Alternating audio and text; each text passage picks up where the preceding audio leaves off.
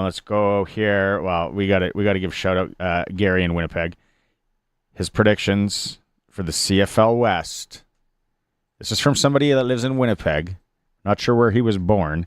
Could have been born at the General, the Pasqua, or the what was the other hospital called in Regina before they closed it? I wasn't around then. I don't know. Wascana? No. It's out by the Wascana golf course. It definitely wasn't the Wascana. I'm an idiot. Somebody will chime in, let me know. He thinks the Riders will be first, then the Lions, then the Bombers, then the Elks, then the Stampeders. Well, we know where Luke Mullender on Friday stands. He thinks Riders are going to the ship. I don't know. I'm so curious on the Elks. Plains Hospital? Plains. Yes. There we go. Attaboy. Like the Riders there, obviously. Yeah, Lions will be good. We got a bounce back year from the Lions. I told you he was going to be co-hosting with me today. Let's bring him on. Chris Harris. Gone to 3. Is with me. Hey, how's it going? How's it going up there? It's in progress. It's cold. God damn, is it cold?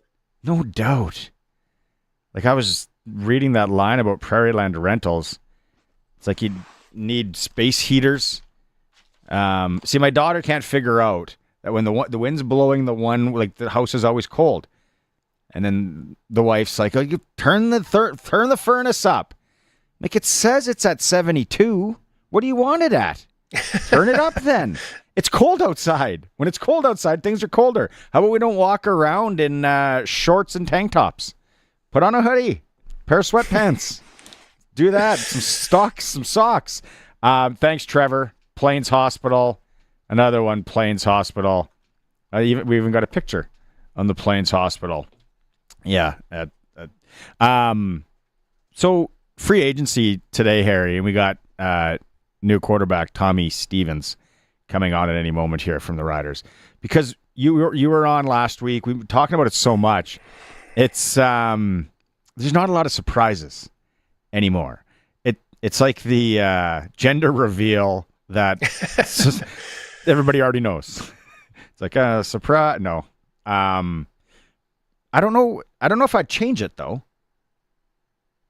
I don't know. I find it funny because there's no other league. There's when you have NHL trade deadline or free agency stuff, you hear a few things. You hear dribs and drabs in the summer, like, oh, this guy's reported to go there. But when I went through 3 Down Nation's top 30, like all those guys, like, oh, reportedly signed. I'm like, this is a lot of reportedly. Like, why even have the deadline be on the 11th then? Like, I don't get it. If these guys are agreeing to back channel deals, then what's the big hullabaloo on having a set date?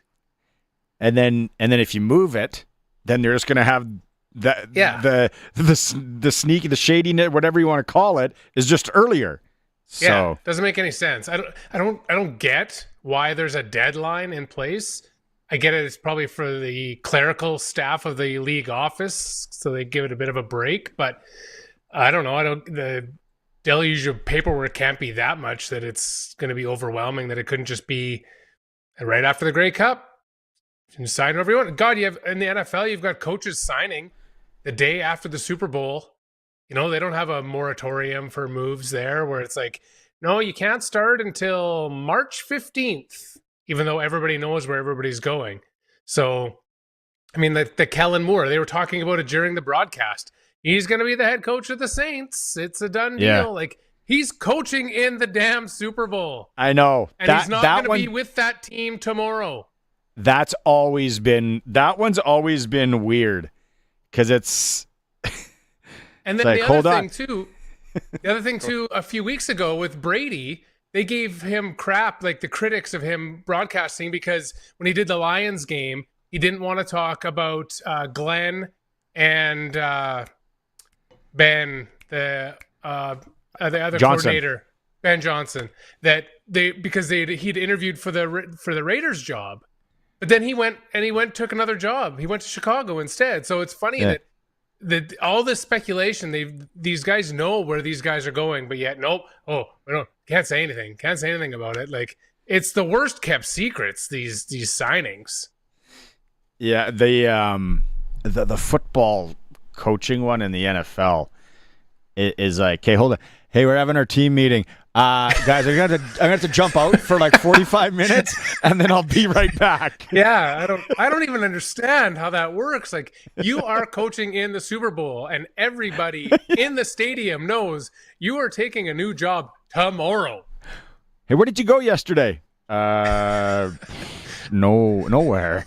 Yeah, it's like super shady on that front. Kellen, about this expense report from this trip to New Orleans, what was that for? I was doing location scouting for Super Bowl in case we got there. Like, hey, it's just horrible. Safety. Okay, let's take a quick one, and then we're gonna have Tommy Stevens, new Saskatchewan Roughrider quarterback, joining us here on the Sports Cage. We are streaming. You'll be able to see him. Sportscage.com. Are you wondering where you should market your grain? Look no further. Bridge Agri Partners specializes in the marketing and distribution of premium products that's focused on food and feed.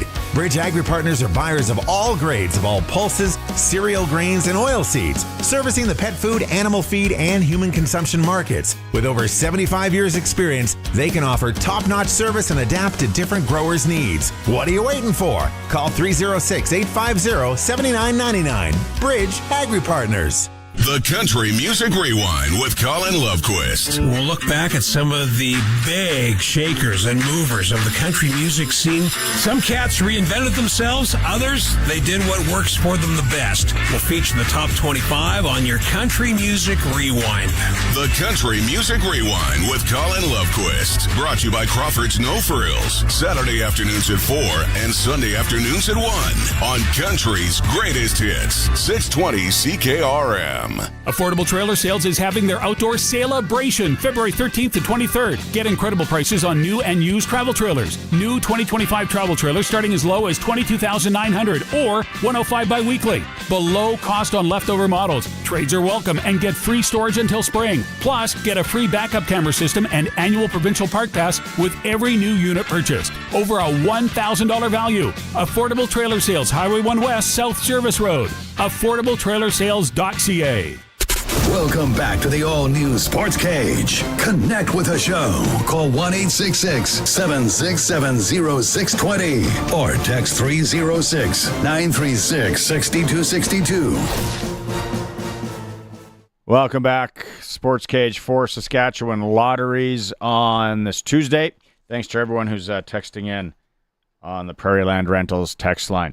Western Pizza guest hotline. Let's get out there right now. Newly signed Saskatchewan Roughrider quarterback Tommy Stevens. It's Tommy Tuesday here on the Sports Cage.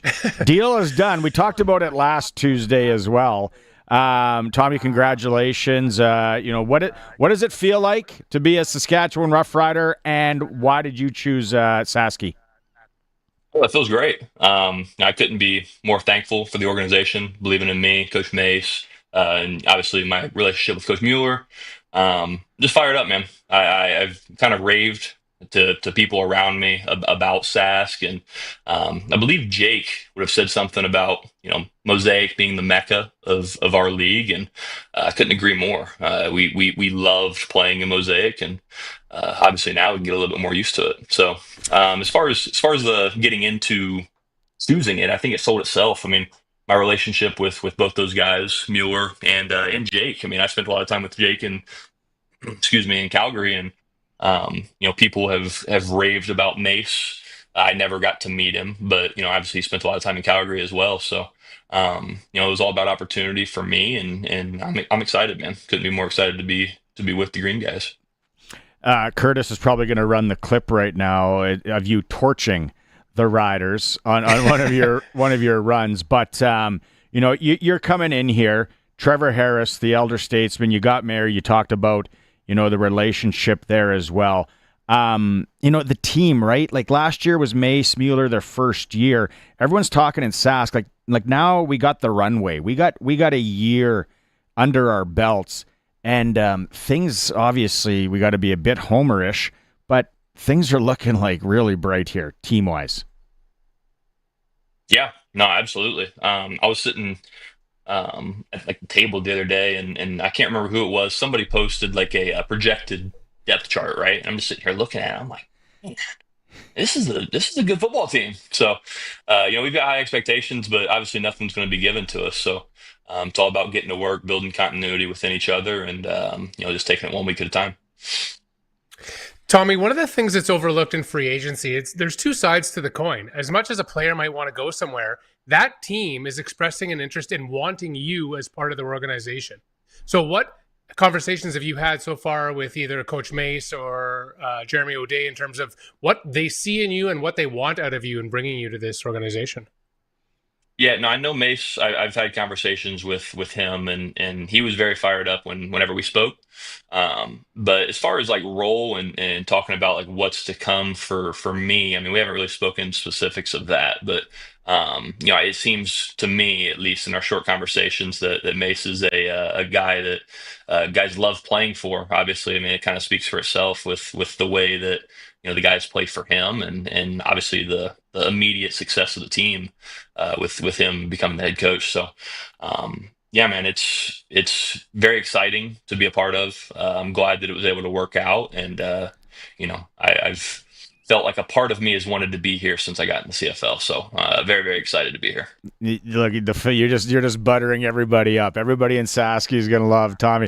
New Rider quarterback Tommy Stevens is joining us on the Western Pizza guest hotline. You're 6'4", 245. Like you're a big guy. What would you be at right now? As far as weight? Yeah. Yeah, about that. That's usually what I sit at. It's funny.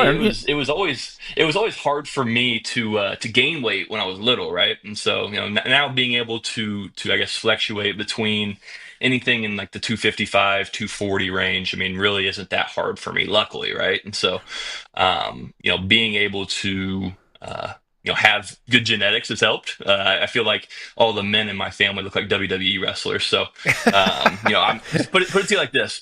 I'm still little Tommy in my household. My dad is a large human. So, what's your dad? What's your dad? What would be your dad at? What would he be? My dad's a little bit shorter than me. He's about 6'3", but he's every bit of probably 250, and he's a 500-pound bencher. Put it to you like that. Jeez. So yeah, my dad's a large human. There's a lot of defensive guys in my family. My little brother plays defensive end at Virginia Tech. He's a very large human himself. So yeah, it's almost like I've been competing just to stay at the dinner table with these guys, right? Nice, So. nice. You play quarterback your whole life as a kid, and at what age do you hit that growth spurt? So I actually didn't play quarterback until really high school. That was really where I guess I started playing that. But like we ran Navy's offense in high school, so I still had over 100 carries in like the 2 years that I started. Both years I probably ran the ball for 250 times, I'd say, in high school, just guessing.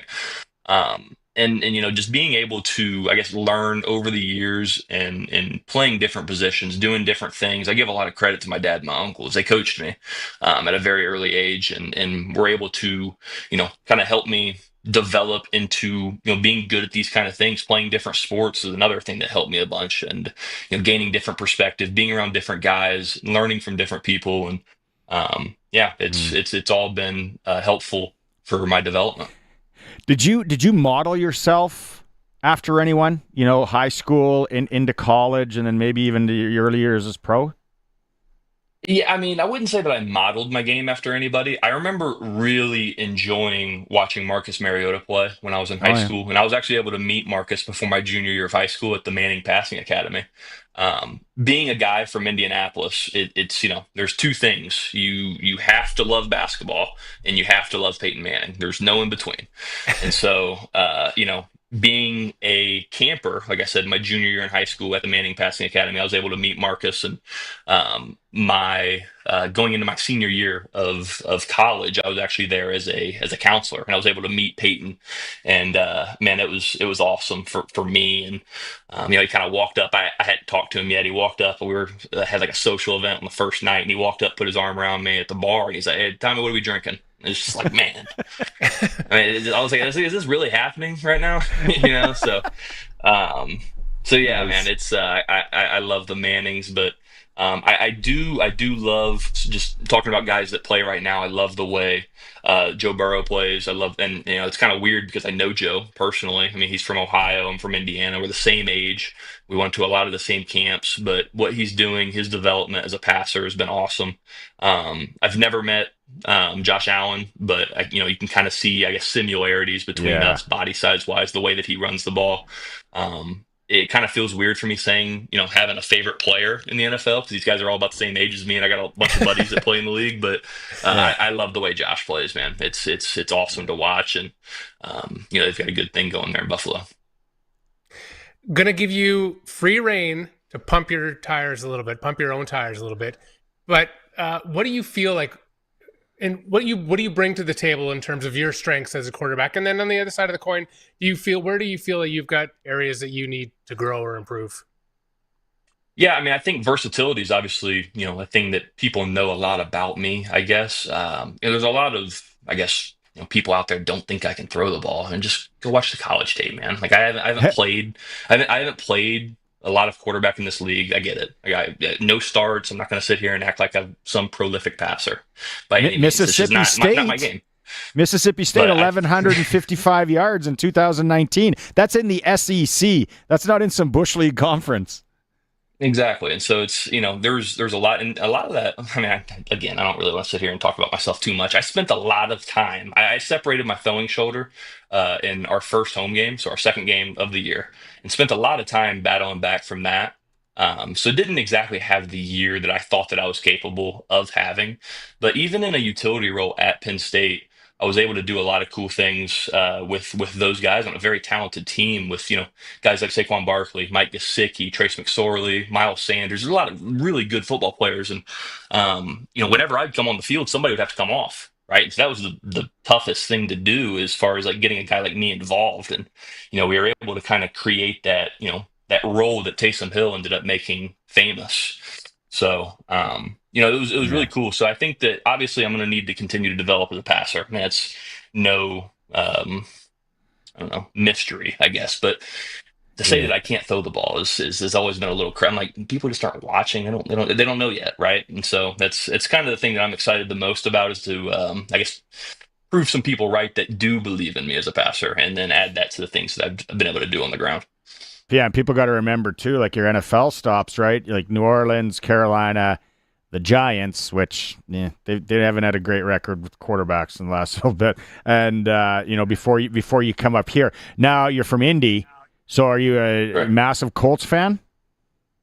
I was back in the day, and I think a lot of my the way that I supported the Colts kind of went out the window with how they did Peyton Manning. I mean, you've got a guy that means this much to the city, and you cut him. You don't trade him. You just cut him. And it is, however many years it's been, it still doesn't sit right with me. So, and then the Andrew Luck thing was weird there too, right? Where he just packs it in. Yeah, it was really, really strange. It's hard now to, I guess, have any kind of allegiance towards any of the teams, just because I've got a lot of buddies that are around the league everywhere. And, but, I kind of started going in about the Bills. If I have any kind of, alliance or, any team that I guess that I'm, rooting for, I think it's them. And it's, I love the way that Josh plays. I've got a relationship with Joe Brady. He spent some time with us at Penn State. So, just being able to root for those guys, I guess, has been nice over the last couple of years, but hopefully I can get over the hump soon.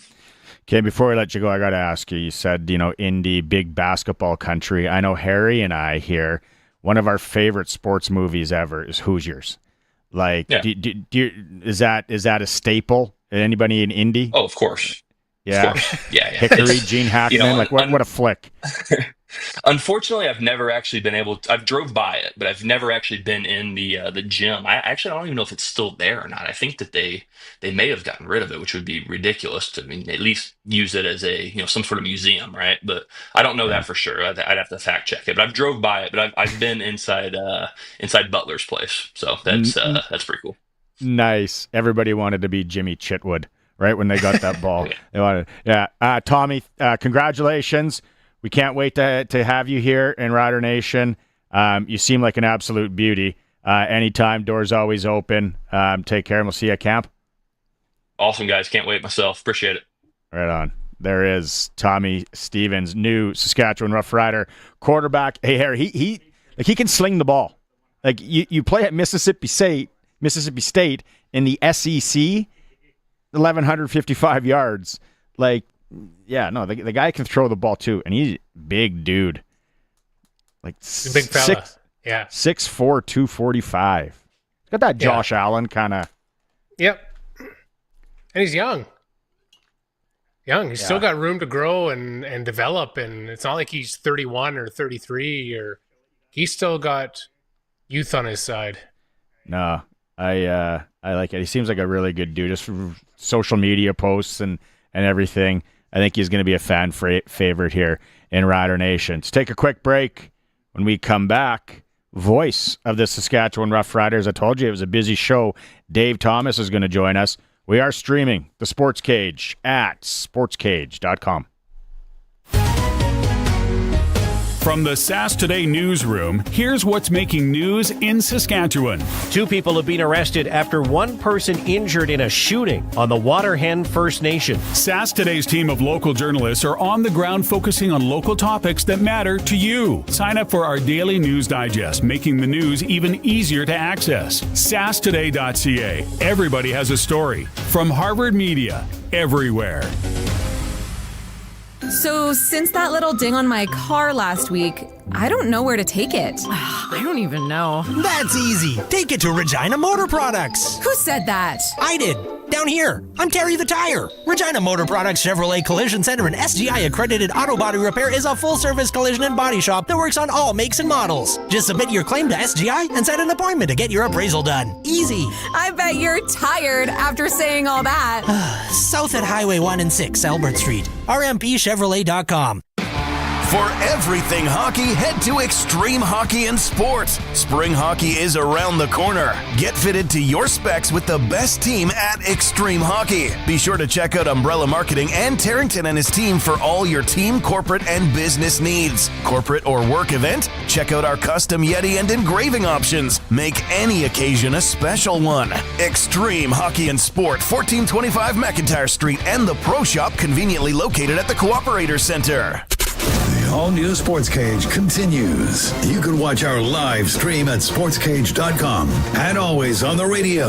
Saskatchewan's voice for local sports, 620 CKRM.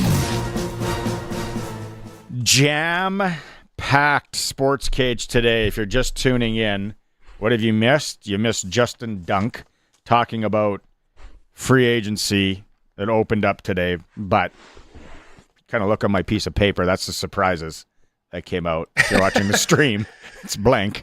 We kind of knew everything that was going to happen. And then Tommy Stevens. You can go back and listen to that. We're going to have to rerun Tommy Stevens later in the show for sure. That was a good interview. He's going to be a fan favorite here, isn't he, Harry?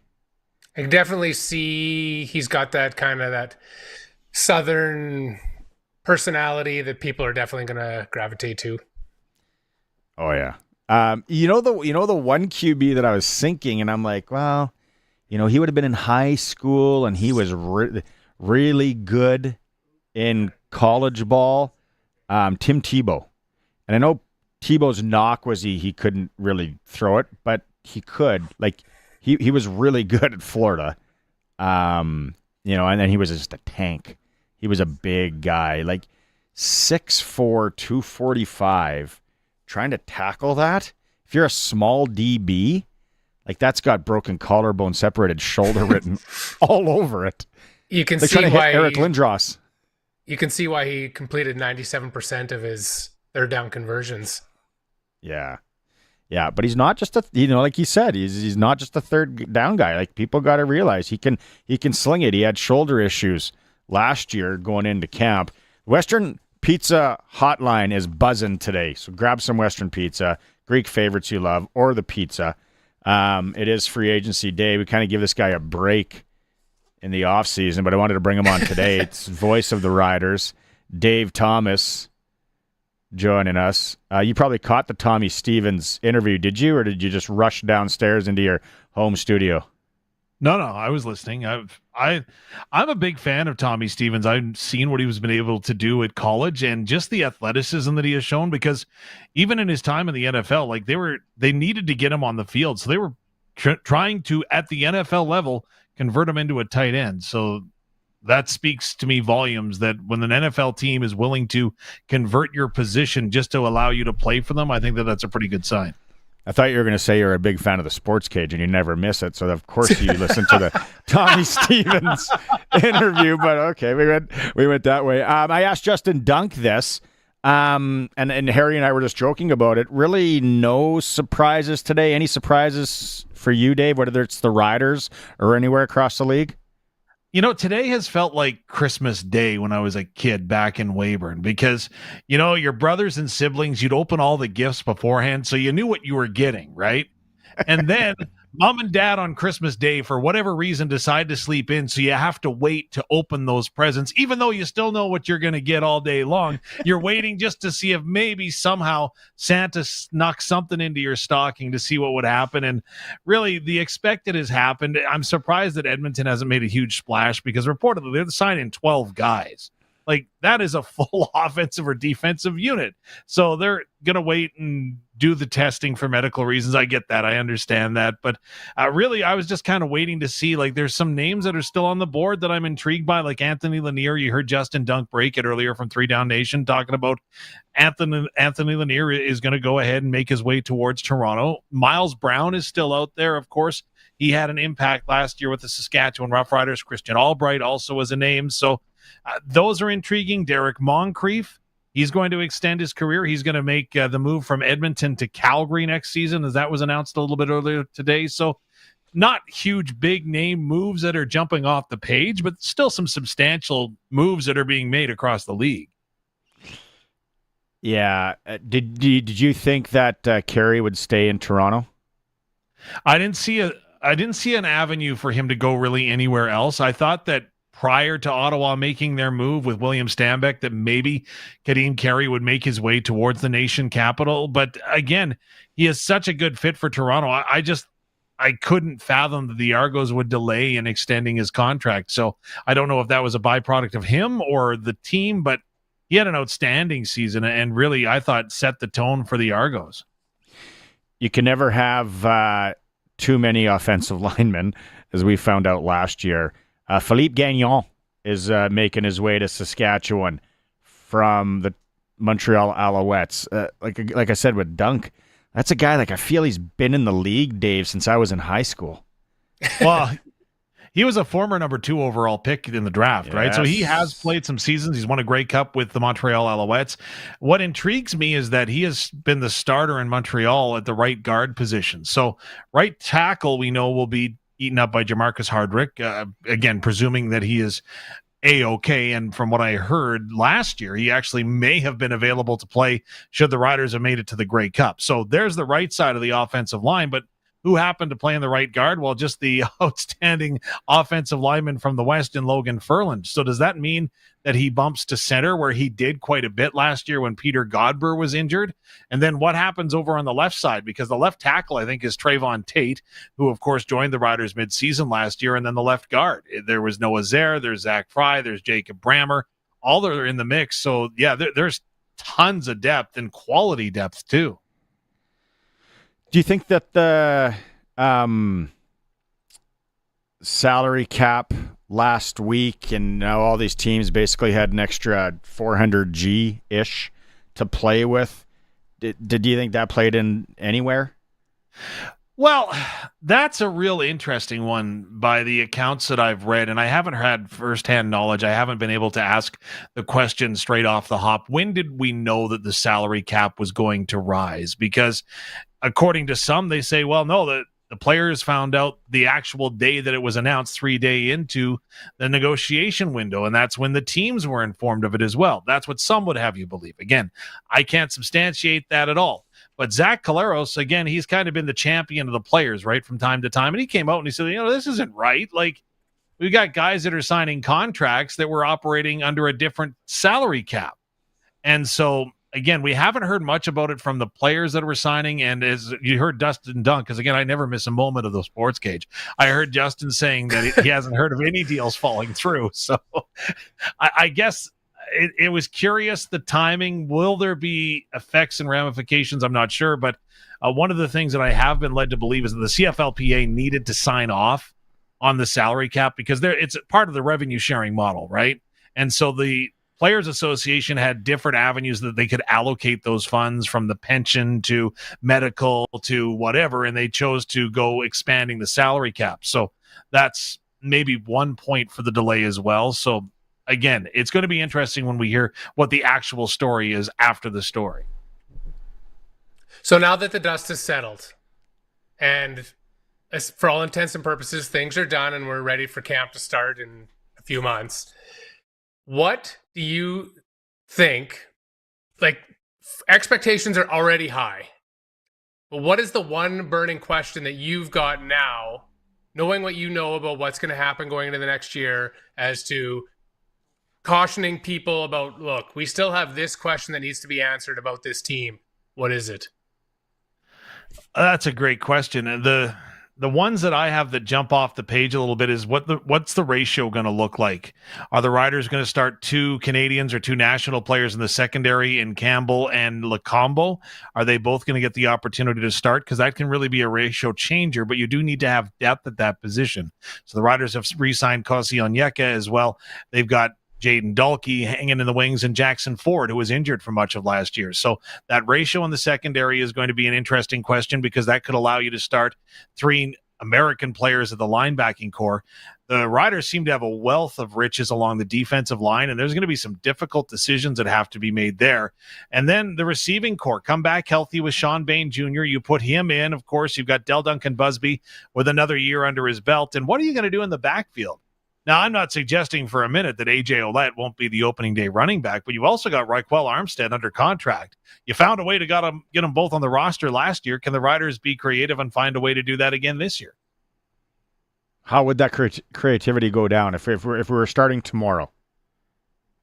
If you were starting tomorrow, it would probably be a situation where you've got the 3 receivers that are Canadian starters, right? Yeah. So you've got Emelis, you've got Kean Schaefer-Baker, and then you've got Del Duncan Busby or Mitch Picton. You pick the order that you put the 3 Canadians on, then Sean Bain Jr. and Keyshawn Johnson probably round out your 5 receivers.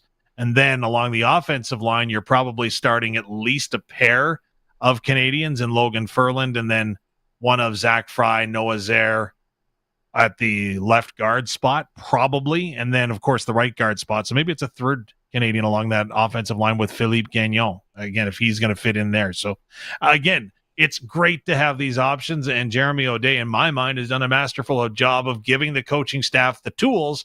And now they just got to go ahead and build the championship, if you know what I mean. I think you're going to get a chance to chat with him tomorrow. And then Maz will have that on the Sports Cage. Shea Patterson to the Winnipeg Blue Bombers. What did you think about that one? You know, I kind of thought that there was 3 landing sites for Shea Patterson, because I thought he had done enough last year to prove that he was worth the investment in trying to continue to develop him as a quarterback. So Winnipeg was one. I wonder what Calgary was going to do behind Vernon Adams Jr., just because, right? And then the other guy was out in BC. I didn't know what was going to happen with Nathan Rourke and what route the BC Lions were going to go as far as a backup quarterback went. Now, the Lions, of course, went with Jeremiah Masoli. The Stamps are very happy with PJ Walker, who they signed late in the year, and they chose not to play him, not to throw him into the fire. So they're very high on him. So Winnipeg seems to be a very appropriate landing spot, as Ottawa now all of a sudden has got kind of like a handful of quarterbacks in their realm, and Toronto shored things up with Nick Arbuckle and, of course, Chad Kelly. So I think that's the right landing spot for Shea Patterson. Was it where I maybe anticipated him going? Not exactly, but again, he's well worth and is well deserving of the opportunity. On the Prairie Land Rentals text line, I'll throw this one out here. Ron and Deb, they're in Costa Rica. They wanted us to talk about the NFL halftime show again today. We're not going to. Sean McEwen would be a nice addition on the line after Godber and maybe Skeever. What do you think there? Well, again, that's a depth piece for sure. Like, he's a great player. He's played Canadian college football. That's where he grew up. That's where he started to develop as a player. So there's no it's not bad if you sign him, right? Again, it's the dollars and cents. What's he willing to do? Of course, Ryan Sevier came in, got dinged up when, again, was the best fifth. What did Luke call him? Luke Mullender referred to him as the fifth best offensive lineman in the league, right? When it came to being number 5 on a depth chart. So again, never say never. I love talking to passionate Luke on Fridays. All right, Dave. Well, good work. Thanks so much. That is voice of the Saskatchewan Roughriders, who we found out used to unwrap his presents before Christmas. He once got an Army Pete from the Weyburn McLeods in True Value, and he opened it up before Christmas. Dave, thanks so much. Hey, no problem. I got to run and check out my favorite show. It's on YouTube right now and at sportscage.com. That's it. We are streaming at sportscage.com. Thanks, Dave. Harry, I don't, the offensive line gives me, I have never cared about even when I was like hardcore Patriots fan, I never really cared about an offensive line more than this year after what happened last year. Yeah, it's kind of like you're gun shy now, and it's like everything we need to do to prevent the issues that we had last year, let's make sure that the Riders are doing that and take every precaution possible to protect themselves. You learn so much from the Prairie Land Rentals text line at 936-6262. Gary in Winnipeg, I feel like this guy would be a good guy to drink with. He says, do you know, and this, you might have to look this up, Colson, this could be erroneous information here. Do you know that part of Hoosiers, which we talked to Tommy Stevens about, big basketball movie based on Hickory, Indiana, was shot in the old Winnipeg Arena? Let's fact check that. I think so.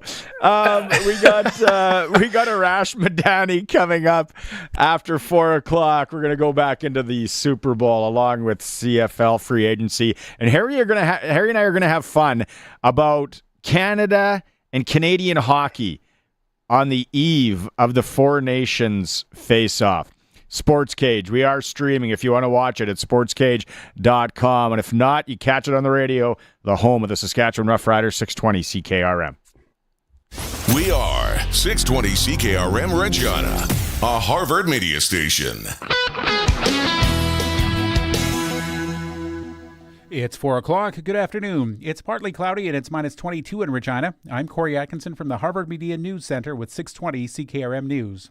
Saskatchewan Agriculture Minister Daryl Harrison will lead a trade mission to India and the United Arab Emirates from February 11th through the 19th. The trip will include meetings with key business groups and investors, as well as participation in major trade events like the Pulses Conclave in Delhi and the Gulford Exhibition in Dubai. Harrison emphasized the importance of these markets for Saskatchewan's pulse exports, including lentils and dry peas. The mission aims to strengthen trade relationships, promote crop sustainability, and help Saskatchewan companies expand connections with international stakeholders. Two 17-year-olds are facing charges after Regina police found them in a stolen truck early Monday. Officers spotted the truck on the 400 block of Montreal Street, but the three occupants fled before police approached. A police dog tracked a 17-year-old female suspect hiding in bushes. She sustained an arm injury from a dog bite and was treated at a hospital and released. A 17-year-old male was also arrested, while a 30-year-old woman was questioned but not charged. Both teens faced charges of possessing stolen property over $5,000. The Serious Incident Response Team has been notified about the suspect's injuries. RCMP have released the names of 2 men and 2 women killed last week on a First Nation in southern Saskatchewan in order to help them in their investigation. Police say the 4 were found with gunshot wounds in a home on Carry the Kettle Nakota Nation. Authorities released the identities to assist the investigation. The Major Crimes Family Liaison Team and Victim Services are supporting the families, who have asked for privacy. The investigation remains active. A new poll finds Canadians think that Mark Carney and Pierre Poilievre are the strongest Canadian leaders who could take on U.S. President Donald Trump. Leger pollster Andrew Enns says about 20% of Canadians express trust in them dealing with the U.S. over other political leaders. Enns says former Finance Minister Chrystia Freeland comes in much lower at just 6%. Freeland predicated her leadership campaign on being a Trump fighter in hopes that it would push down and push out of voter thinking that she was Trudeau's right-hand person for the last, 9 years in office. She hasn't won that. The poll was in the field Friday through Monday and reached over 1,500 Canadian adults, but it does not come with a margin of error since it's an online survey. And country performer Josh Ross hit a personal milestone as he emerged as one of the leading nominees at this year's Juno Awards. The Burlington, Ontario native is tied with the Calgary pop singer Tate McRae, who also has 5 nominations in key categories. Ross says from his perspective, that means he's in good company. I'm a huge Tate fan. I think she's, just killing it, obviously internationally and across the world. So it's really amazing to see. Ross and McRae's 5 Juno nominations apiece include spots in the Marquee Album of the Year, Artist, and Single of the Year categories. That's your 620 CKRM News. Read more stories from around your community and around the province at sasktoday.ca and 620ckrm.com. Your weather is next. The Saskatchewan Snowmobile Association would like to remind you to be safe this winter. Proper snowmobile clothing, including gloves, boots, and helmets, should be worn at all times. Also, please remember to register your sleds. Registration fees go to the clubs to help cover grooming and maintenance costs. And always respect private property. Off-trail riding on private lands without permission is trespassing. And finally, remember, speed, drugs, and alcohol kill. Never ride impaired. For more info or to take the snowmobile safety course, visit sasksnow.com. Sask Lotteries has 50 years of winning behind us. And you know what that means? Lots of winning numbers. Numbers like over 1,200 organizations funded and 12,000 plus groups supported. $6 million given away annually in community grants. And the winningest number of all? $1.4 billion given back to the people of Saskatchewan through sport, culture, and recreation. And we're just getting started. Help us grow the next 50. Learn more at sasklotteries.ca. And now your 620 CKRM precision weather forecast for Linex Regina. Serious protection, killer looks, 1865 McCarra Street. Tonight, cloudy and a low of minus 34 with a wind chill getting down to minus 48. Tomorrow, partly sunny and a high of minus 25. And on Thursday, mostly cloudy and a high of minus 20. At this hour in Moose Jaw, there's some light snow and some drifting snow. Winds are from the northwest at 26 and it's minus 20. Regina is partly cloudy. Winds are from the northwest at 24 and it's minus 22. For more local news that matters to you, subscribe to the daily newsletter at sasktoday.ca. When you want the best for your truck, you want Line-X. Your truck has withstood the harshest elements Saskatchewan has thrown at it. Rocks, gravel, rain, sleet, and snow, and left with no chips, no rust. Line-X protective coating keeps your truck's bed liners, rocker panels, and bumpers looking like brand new. Don't settle for Brand X. Go with Line-X. It's serious protection. Come see why everybody loves taking their truck to Line-X Regina for their rocker panels, bumpers, and more. Line-X. Make your truck complete. 1865 McCarra Street. Hun, I'm starving. What do we have to eat? Avoid the annoyed. Western pizza. I really don't feel like cooking today. Avoid the annoyed. Western pizza. I want lasagna. I was thinking Caesar salad and garlic bread. I had my heart set on chicken wings. Avoid the annoyed. Western pizza. Avoid the annoyed with Western Pizza. Big on toppings, big on taste. Dine in or take out. Order today. Western pizza. Broadcasting from Century Studios in downtown Regina, Harvard Media presents the all-new Sports Cage, where Saskatchewan comes to talk local sports. Brought to you by Sask Lotteries, bringing communities together. Sask Lottery products fund over 12,000 sports, culture, and recreation groups across Saskatchewan. Be a part of the show. Call 1-866-767-0620 or text 306-936-6262. The all-new Sports Cage. Streaming at sportscage.com and on the radio at 620 CKRM. Welcome back. Sports Cage. We are having streaming issues, I understand, if you go to sportscage.com. So just go directly to YouTube or Twitter or X is also a way that you can pick it up. Okay, so before the break, if you weren't paying attention, that first hour was jam-packed. We're going to rerun Tommy Stevens in hour 3, new Rider quarterback, great interview. And we're probably going to rerun Justin Dunk from 3 Down Nation from hour 1 and hour 3 as well. Okay, so we talked to Tommy Stevens, who's from Indianapolis, Indiana. And we talked about, at the end, Hoosiers, the basketball movie. Anyone that knows sports movies that was born in the 60s, 70s, 80s, I don't know. You got to know this movie. Like, it's Gene Hackman, probably his best performance. There's a lot of them. So we talked to him about it, and then it was Gary in Winnipeg who... Gary, you lied. You're a big liar, is what you are. Erroneous. We fact-checked from what we have, and that is the internet. Unless you have pictures, Gary, stashed somewhere of part of Hoosiers being filmed in the Winnipeg Arena, we found that the entire movie, or Colson, what was it? Yeah, the entire thing was filmed in Indiana, all across the state. Like, this is from IMDb and several other searches. Like, there is no record of the old Winnipeg Arena being related to the film. And that big Queen picture would be in, like, I don't know. I'm gonna have to watch that movie now, possibly tonight. Fast forward to the part where they play in the finals in the big stadium, and be like, that's definitely not the Winnipeg Arena. No, that's the house that Dale Howardchuk built. So Gary, we need pictures if you want to stand on that claim. Still a lot more to come. SJHL report day, Tuesday. Benny Walchuk later this hour. But let's go out and talk to if he survived the Super Bowl.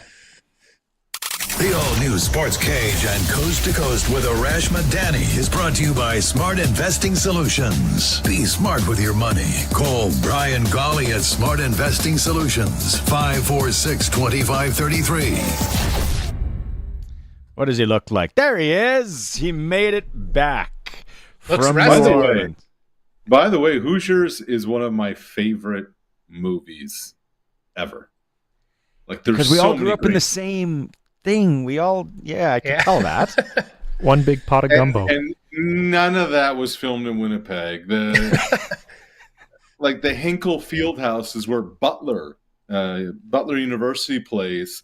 That's where that last scene when they go to the state championships. But I thought one of my favorite scenes in any movie is when they get there. They finally get to state, this little high school. And the first thing Gene Hackman does is he pulls out the tape measure. Yep, 10 feet to the rim. And they bring out the tape measure. Yep, 15 feet to the free throw line. Just the way we have it at Hickory. Just because the lights are brighter and the seats are bigger, it's still the same game. And I think that's a great kind of message there. That is good. If I ever get to coach in a state championship, I will use that one. It's based on the 1954 Indiana State champs Milan High School. I didn't know that. It inspired the show. Harry is a movie savant. Like, you probably know stuff from that movie, Harry. That the one that stands out for me in that show is when I can't remember the player's name, when his dad shows up to coach, and the dad's a bit of a, if you're not watching the stream, I made the drinky. His dad has a bit of a problem. Then he shows up to coach, and then Gene Hackman goes to his house way out in the woods and gives him the what for because he falls. He's on the wagon or off the wagon again. But yeah, that was. Don't forget. Then Gene Hackman, playing the role of head coach, gets himself thrown out of the game so the assistant can run it. What's his name? Late in the game, they're going to run the picket fence. And what was his line? Don't get caught watching the paint dry. Yes. Arash. Oh, and then the other good part was when Jimmy comes into the gym when they're out trying to oust when they're trying to oust the coach, and he's like, I'm ready to play ball, but the coach stays.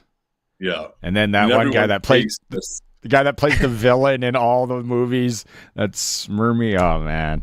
Okay. All right. That's it. That's the Sports Cage for today. So no, how was it? We all watched it. I bet on it. Lots of people. Domination by the Eagles. I spoke with somebody who runs the Canadian division of a major sports book yesterday, and the books cleaned up. Nobody was betting under on Mahomes props. Nobody was betting unders on Kansas City props. They just had a field day, the books. I tell you guys, I walked into the stadium and I'm like, the first thing that struck me, I'm like, oh man, this is an Eagles home game. And the crowd noise was a factor off the jump, especially third down. And KC just never got into a rhythm. Like that opening series, Mahomes misfires to Kelsey. Kelsey kind of goes behind himself, goes down, leaves his oblique kind of exposed. He gets popped. He wasn't the same throughout.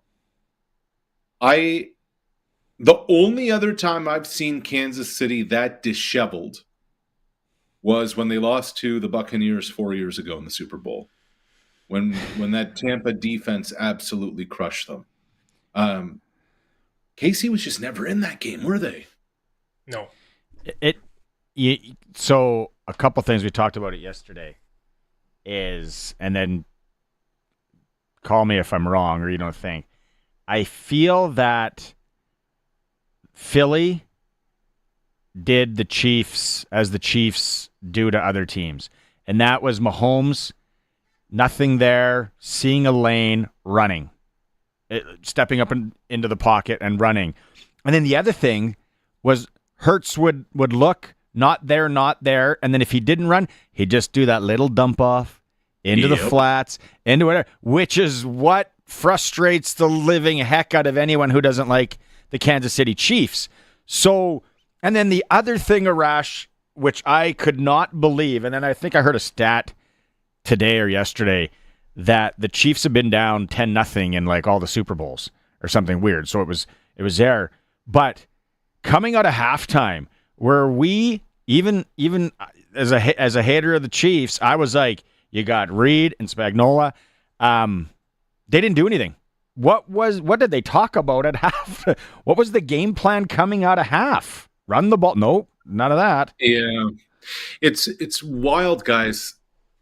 The reputation Kansas City has, and like they've earned it, because it's 17-0 with like 4 minutes to go in the half.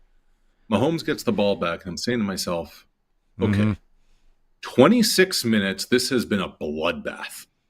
But I'm like, 17, they get a touchdown here before the half. They get the ball coming out of the break. We've seen this script before. This could very quickly become a one-score game. And then the pick to Zach Bond inside the 20, coming off a pick six. You're saying to yourself, by the way, great job, Curtis.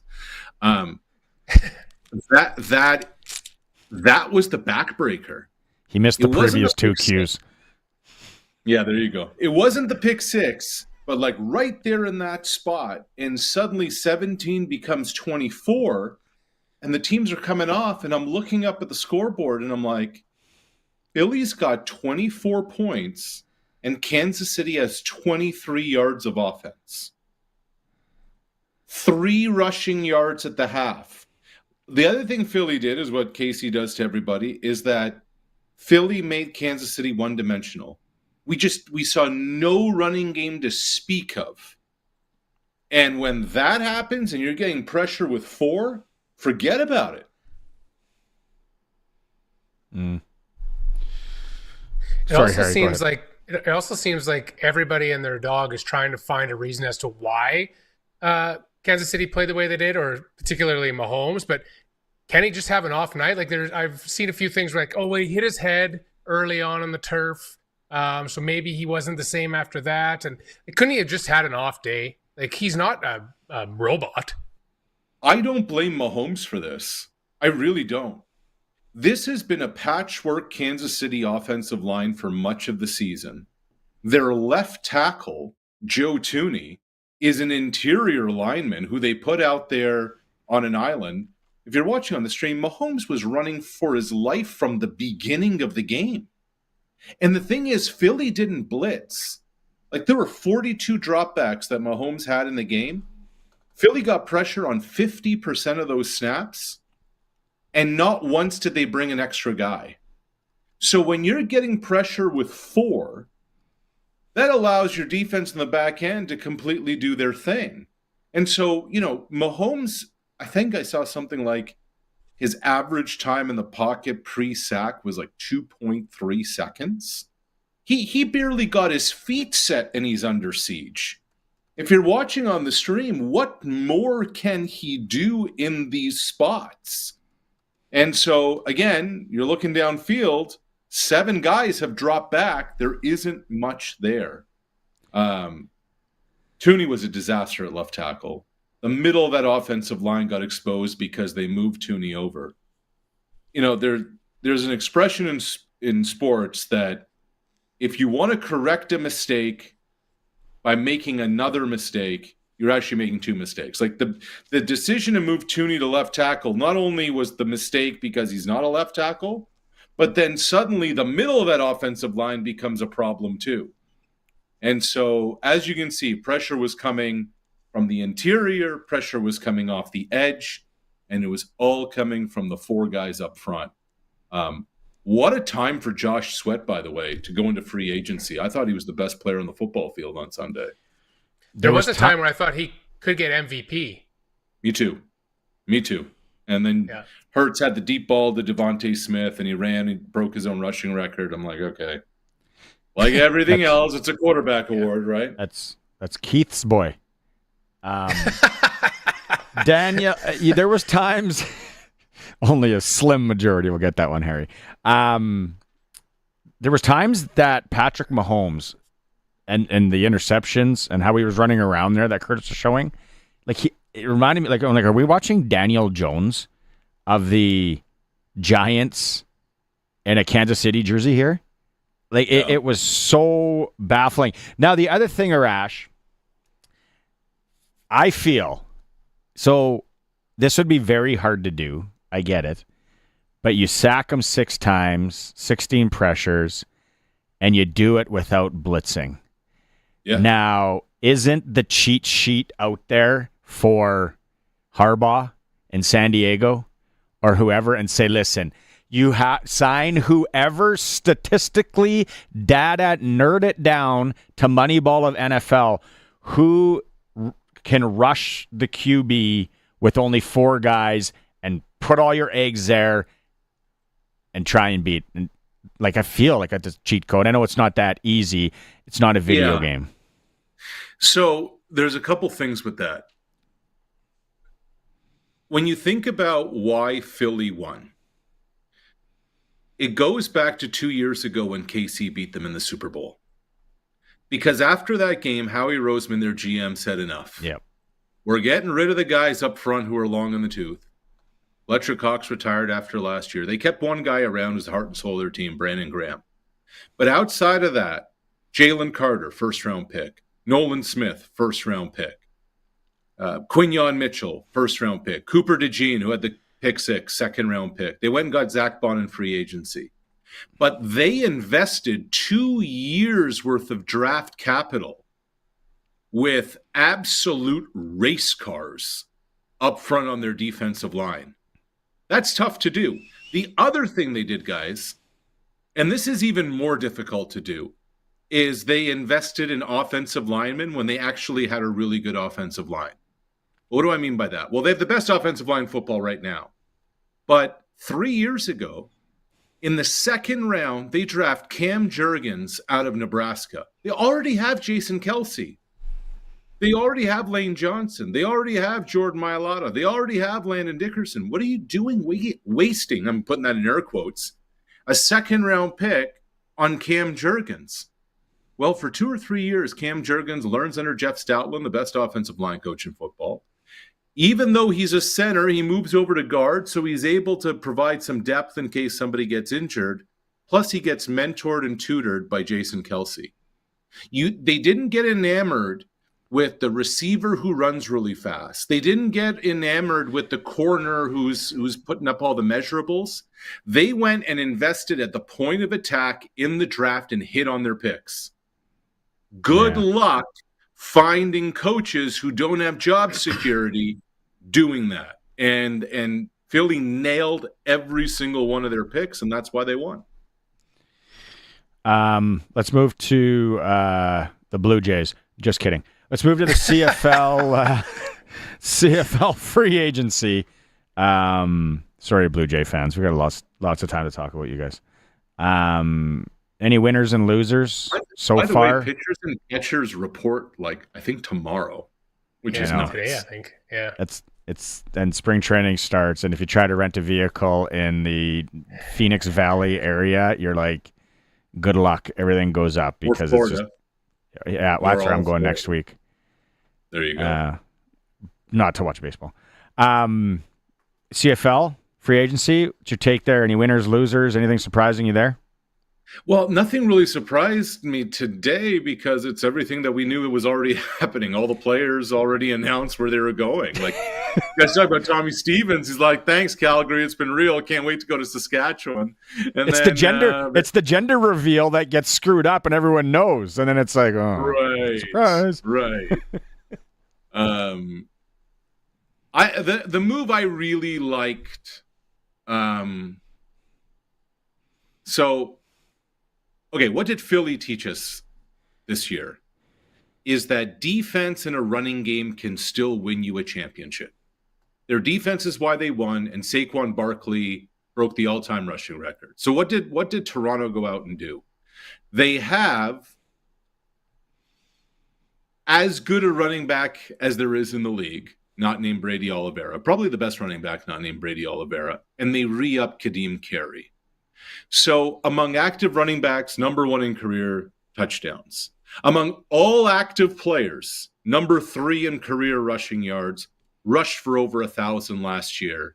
They're saying to themselves, we can win with this guy carrying the mail. He's got another year left in him.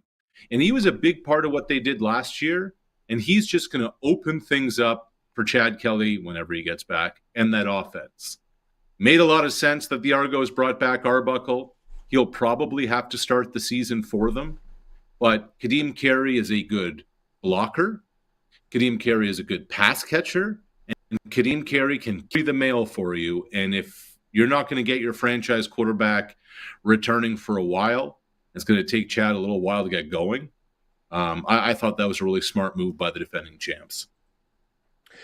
Since there weren't a lot of surprises in terms of big names out there that weren't already dealt for, what was something, maybe a sneaky move that maybe flew under the people's radar that you like? Yeah, it's a good question. I thought the Ticats adding Liam Dobson to their offensive line, I thought that was a smart one. Like, he was drafted, I want to say 2021, became an all-star last year for the first time. He's only 27 years old. He was in Winnipeg, so he kind of has a little bit of like winning pedigree, championship pedigree, bounced around the NFL a little bit, had a cup of coffee with Chicago and New Orleans. So I think that's obviously Ted Gavaya coming over from Winnipeg as the GM knows him a little bit. You can never have enough guys up front. So again, it's not a sexy name, but here you have a guy 27 years old who's played a lot of football and played a lot of winning football, and I really like that move for the Ticats. Yeah, and then the Riders today, the one that I didn't know because it wasn't released, so was veteran offensive lineman Philippe Gagnon coming over from Montreal. You just said it. Can never have enough guys up front, especially experienced guys like that. He's been in the league a long time. The other one, and we talked about this on the show before they signed him. The moment Calgary released Mike Rose, I said to myself, all right, Corey Mace is going to bring him in, right? His former position coach. when he was with the Stamps. Everybody I talked to when that move happened said Mike Rose still has good football left in him. So I thought that was a nice move by the Riders too. One of the names we brought up. Oh. Sorry, go ahead, Harry. One of the teams we brought up today that maybe people expected more out of was Edmonton. Still more to come from them, or? No, I think they've added a lot. I like what they've done over there. They just haven't announced a bunch because Ed Hervey's waiting for all these guys to pass their physicals. Jake Serezna going over there. There's somebody who can get, right after the quarterback. I expect you're going to hear a bunch of names to Edmonton sooner than later, but they're just not kind of announcing it, so to speak, until it becomes officially official. I thought Edmonton needed to do a bunch, did a bunch. Didn't I? Maybe they just had to get rid of McLeod Bethel-Thompson because it wasn't going to work in the quarterback room with Trey Ford. But there's some little things. Keon Julian Grant coming over from Montreal. Here you have a Canadian receiver who's 28 years old. I remember when he was in college at St. FX, that guy could play. I think there's still a good runway for him to get a lot better. So the one that surprised me was Gino Lewis heading to Ottawa. I thought Edmonton would want to keep him, but obviously that didn't happen. I think that's a good sign for the Red Blacks too. I think that relationship is broken. Kate, we gotta wrap it with Colson. He's been talking about this for over 48 hours. Uh-oh. Well, I just remember, saying that one Philadelphia Eagles would beat the Chiefs back in November. So I remember that too. Yes. And I also did some research and found back in September on the 4th when Barney called that Mahomes would not finish the season, that he would get injured and not finish the season. I said the tush push would get banned, and so we're waiting to see if that still happens, I guess. And your call back then was a two-parter. The Jets would be in the Super Bowl, but the part that you got a lot closer right on was that Adams would be traded to the Jets. There you go. Yeah, you said a first or a second and a third. It was for a third, so. Hey, we've all said stupid stuff, Arash. But the Jets in the Super Bowl. Now, here is my honest. Some people are scared of spiders. I am terrified at the thought that Aaron Rodgers is going to have in Minnesota. If that happens, fellas, it's been real. Nice knowing you. Salut, adios, abiento. You're gonna go take your chances on that island where everyone that goes to gets murdered by other people that'll live there. I'm out here. As soon as I saw that, I go, oh, I would like to see Arash's reaction to that right now. And they had the purple jersey on and everything. He is a big Brett Favre fan. He's following in his footsteps. Oh my god. All right. Well, we'll let you decompress from that. Have a great night of watching Hoosiers. Yes, let us know what you find about the arenas, and we'll talk to you Thursday. All right, see you boys. Have a good week. Coast to Coast with Arash Madani for Brian Gawley, Smart Investing Solutions. SJHL report coming up. Clutch performer coming up. Let's take a quick break. It is the Sports Cage. We are streaming on YouTube and X. Sportscage.com's broken, but you can also hear us on the radio. 620 CKRM. Count to three. 620 CKRM is your home to country's greatest hits and the 90s at 9. 1 full hour featuring the biggest hits of the 90s. Garth, Reba, Alan, Shania, George, and so much more. No cassette tape or CDs required, and 90s mullets are optional. 90s at 9 for the town of Wolseley and the voice of Saskatchewan. 620 CKRM. Did you know that today is 211 Day?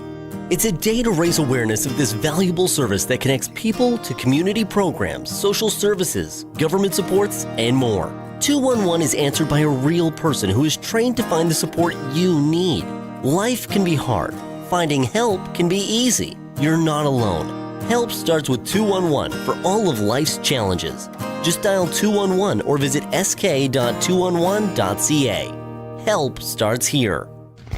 He's at it again. Matt's sharpening his pencil to save you money at Matt's Furniture. Now till March 5th, save big with Whirlpool during the Kitchen Suite Savings Event. Buy any 2 qualifying Whirlpool kitchen appliances and save $100. Buy any 3 qualifying Whirlpool kitchen appliances and save an extra $300. See in store for all the details and full list of qualifying models during the Kitchen Suite Savings Event. Matt's Furniture in Fort Capel, Kamsack, Melville, and Foam Lake, or online at mattsfurniture.ca.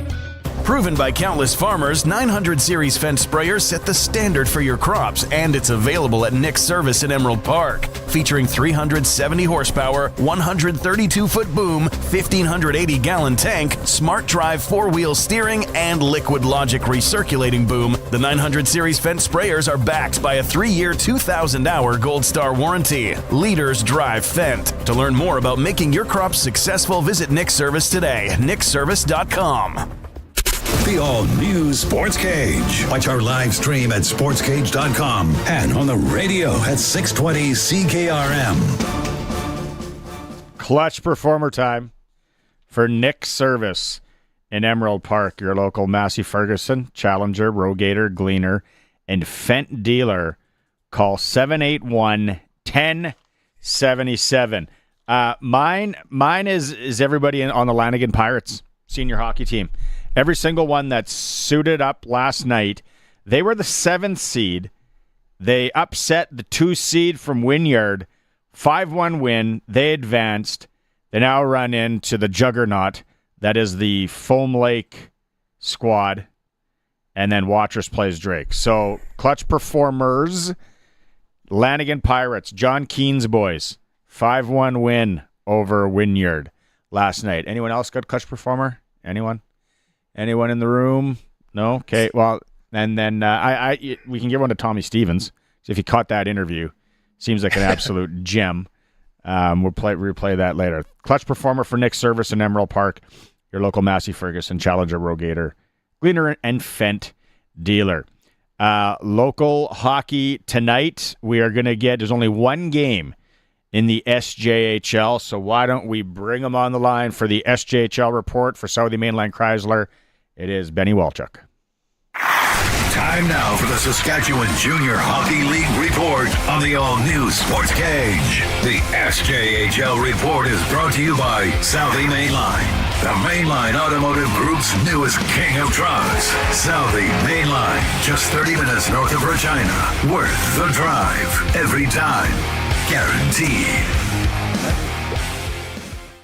Yeah, it's right now at Southie Mainline Chrysler. You can get a Ram truck, Benny, for $49,995. Or you can slide into a Jeep Compass for $38,686. Jeep Grand Cherokees, 0% financing. That's like, you might as well walk in with a balaclava. 0% financing. It's a heck of a deal right there. Only one game in the league tonight, Nipawin, LaRange. What do you got, though? What's word around the league? Last weekend, I see what Melville's doing. Melville's sneaky, and that's where you lay your head.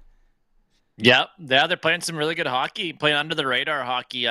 Not scoring maybe more goals than people thought right now with them losing some guys to the other leagues, but they're manufacturing goals the right way, getting some very good goaltending from Nick Jeanette. So yeah, they're playing very, very sneaky, and they have the longest active winning streak right now at 5 straight games going into a big weekend here this weekend. Any other teams on the come up? Well, Melford Mustangs. Melford lost 2 in a row for the first time all season just over a week ago, and now they are winners of 4 straight. So they've rebounded pretty nicely. And then Madden Malacca, who's a young netminder, a prospect of the Regina Pats, he had 4 wins this past week. Had an outstanding week for them too, trying to get back on track and try to hold off the Flin Flon Bombers. So they're the other team that's back on track. By the Yorkton Terriers won a couple of games to get back on the winning ways as well. So it's a deadlock right now between that. So I know the top 2 seeds, Weyburn, Flin Flon and Melford are probably going to be the top 2 seeds, but I think even 3 through 6, 7 right now is still pretty up in the air right now. If the playoffs started today, what would we be seeing? We would be seeing a Melfort Kindersley, which is all right, but then you have Flin Flon Battlefords, which is a great series. They met in the final a couple of years ago. Weyburn Humboldt, of course. Weyburn dealt their 20-year-old netminder Dazza Mitchell, Regina product, who played almost 3 years or 4 years with the Red Wings, to Humboldt in a trade. So they've been kind of trading partners the last number of years. And then this is the best one: 4 versus 5, Yorkton versus Melville right now. So that'd be a great series. Yeah. So hopefully the season should just end right now. We should just play like about a 12-game series or 13-game series between these two teams. But yeah, yes. Summit Series style. Right now are pretty. Yeah, the matchups right now are pretty juicy. So I know, of course, they met last time in 2014 for the SJHL final, their first year, which is my second year doing games, which is pretty outstanding. So yeah, I wish it was, but we're still got just over a month here of hockey left. When I was in Melville driving to the rink with the boy the other day, there's a little motel walking distance to that rink. They play each other. You might have to give me the Benny Walchuk rate. Probably a nice continental breakfast there as well. What do we got for worth the drive game of the week in the SJHL this week? I got a couple. I got Battleford Humboldt. They're playing a home-and-home series this weekend, so I think that's going to be an entertaining showdown. They're battling for top spots in the nutrient division. And then Kindersley is going to be down south here in Melville for 2 games on Friday and Saturday here at the CN Community Center. So those are 2 series I'm going to keep an eye on. Of course, Kindersley and Melville are battling for positioning, and of course, Humboldt and Battleford is battling as well. So those are my 2 kind of matchups I would be worth the drive here this weekend. I was eyeing up that Humboldt Battleford home and home as well. All right, and then let's finish it off with a little bit of senior hockey. How about Daiboja to everybody in Kenora? Big upset in round 1. You could probably hear the cheers from where you are. I did, yeah. It was for sure. It's still the talk around Yorkton I've been seeing. I know a few guys. I got a couple of good buddies on Kenora as well. They just played some really good hockey. Colby Entz, former Melville millionaire and a Churchbridge Imperial right now. He was outstanding in between the pipes right now for Kenora. Now it sets up, what are we going to call it, the pierogi ball right now? Foam Lake in Kenora coming up starting on Friday night there at the Foam Lake Recreational Center. So, Kutia Cup. Kuchia Cup, there you go. Yeah. It's hard to believe. Like, Kenora's a really good team. Foam Lake's really, really good too. So it's all hard to tell what the leagues match up, what the quality of leagues and teams. But Foam Lake's going to be pretty tough there, especially with home ice starting on Friday. It was nice seeing you on Saturday. What a crowd! Balcarres, Round Lake, and the fort. People were saying that's the most people they've ever seen in that barn. Yeah, of course, we talked about Keystone Cup. My brother actually won that with the Saskatchewan Royals back in 2007. There was a big crowd there, but yeah, it was outstanding just to see. I've never seen a lot more, like even everybody from Neudorf to Yorkton to Regina area, everybody from every parts of the Parkland region there were they're in attendance. Some people are missing coaching their kids hockey just to watch the game in Fort Capel. So it was outstanding, and it should be a great game once again on Saturday in No Chapways. It was just a great game all around. The fans were outstanding. There was no shenanigans off the ice or anything like that. So it was just great to watch some great senior hockey. And those are 2 very, very good teams, 2 very hard-hitting teams going at it there on Saturday. Wow. It was a really good game. And Dan Bacala, never heard of the guy until Saturday, then looked up his hockey DB. That guy kicked because Balcarres was in that game. Yeah, first 10 minutes or so of that hockey game, Balcarres scored a couple of goals. You might have put the Round Lake Bears in a little bit of their heels a little bit, but they execute on their chances. The Balcarres goalie maybe wants a couple back, but he played pretty good as well to keep his team in the hockey game too. So it's should be set up a good showdown, and then the winner of that will take on the Wynyard Monarchs. So Wynyard, of course, like you mentioned, they lost to Lanigan and were upset by Lanigan in the playoffs. So I'm sure they have a good team. They got Connor Hobbs. They got a lot of former Jesse Forsberg, Alex Forsberg, a lot of former Western Hockey League players on that team. So should be a showdown either way, whoever will advance on there on Saturday. Hey, you have the T-shirt. Hard work beats talent when talent doesn't work hard, right? Exactly. That's right. I wish my dad would have told me that. When I was younger. Benny, thanks so much, buddy. Are you going to go to the game Saturday? Or no, you're probably doing your other thing. I bet you the 50-50 in OCHAP is pushes around 10K. It's my prediction. It'll be nice. My turn to win this time. See you, Benny. See you guys. That is the SJHL report for Southey Mainline Chrysler, the new king of trucks in Southey, Saskatchewan. Worth the drive every time. guaranteed. Let's take a break. It is the Sports Cage. Sportscage.com is broken. Go to YouTube if you want to see our mugs, or Twitter. It's back. Well, the boys fixed it. Is that all I had to do was complain? I literally complained for 8 minutes, and you guys got it back. Anything for you, Barney. Yes. Sports Cage. Let's take a break. The Sports Cage. Dave Thomas's favorite program at 620 CKRM. Hi, folks.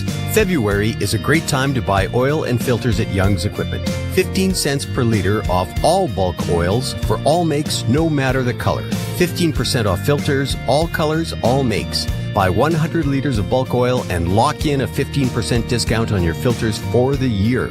Check for all your filter needs, as we can cross-reference just about any filter. That's at Young's Equipment Incorporated. Check out youngs.ca today. It's time to turn up the heat on trades at Crestview. For a limited time, get a $2,500 trade-in bonus on any trade-in. We're going to work to get you the same or similar payment to what you got right now.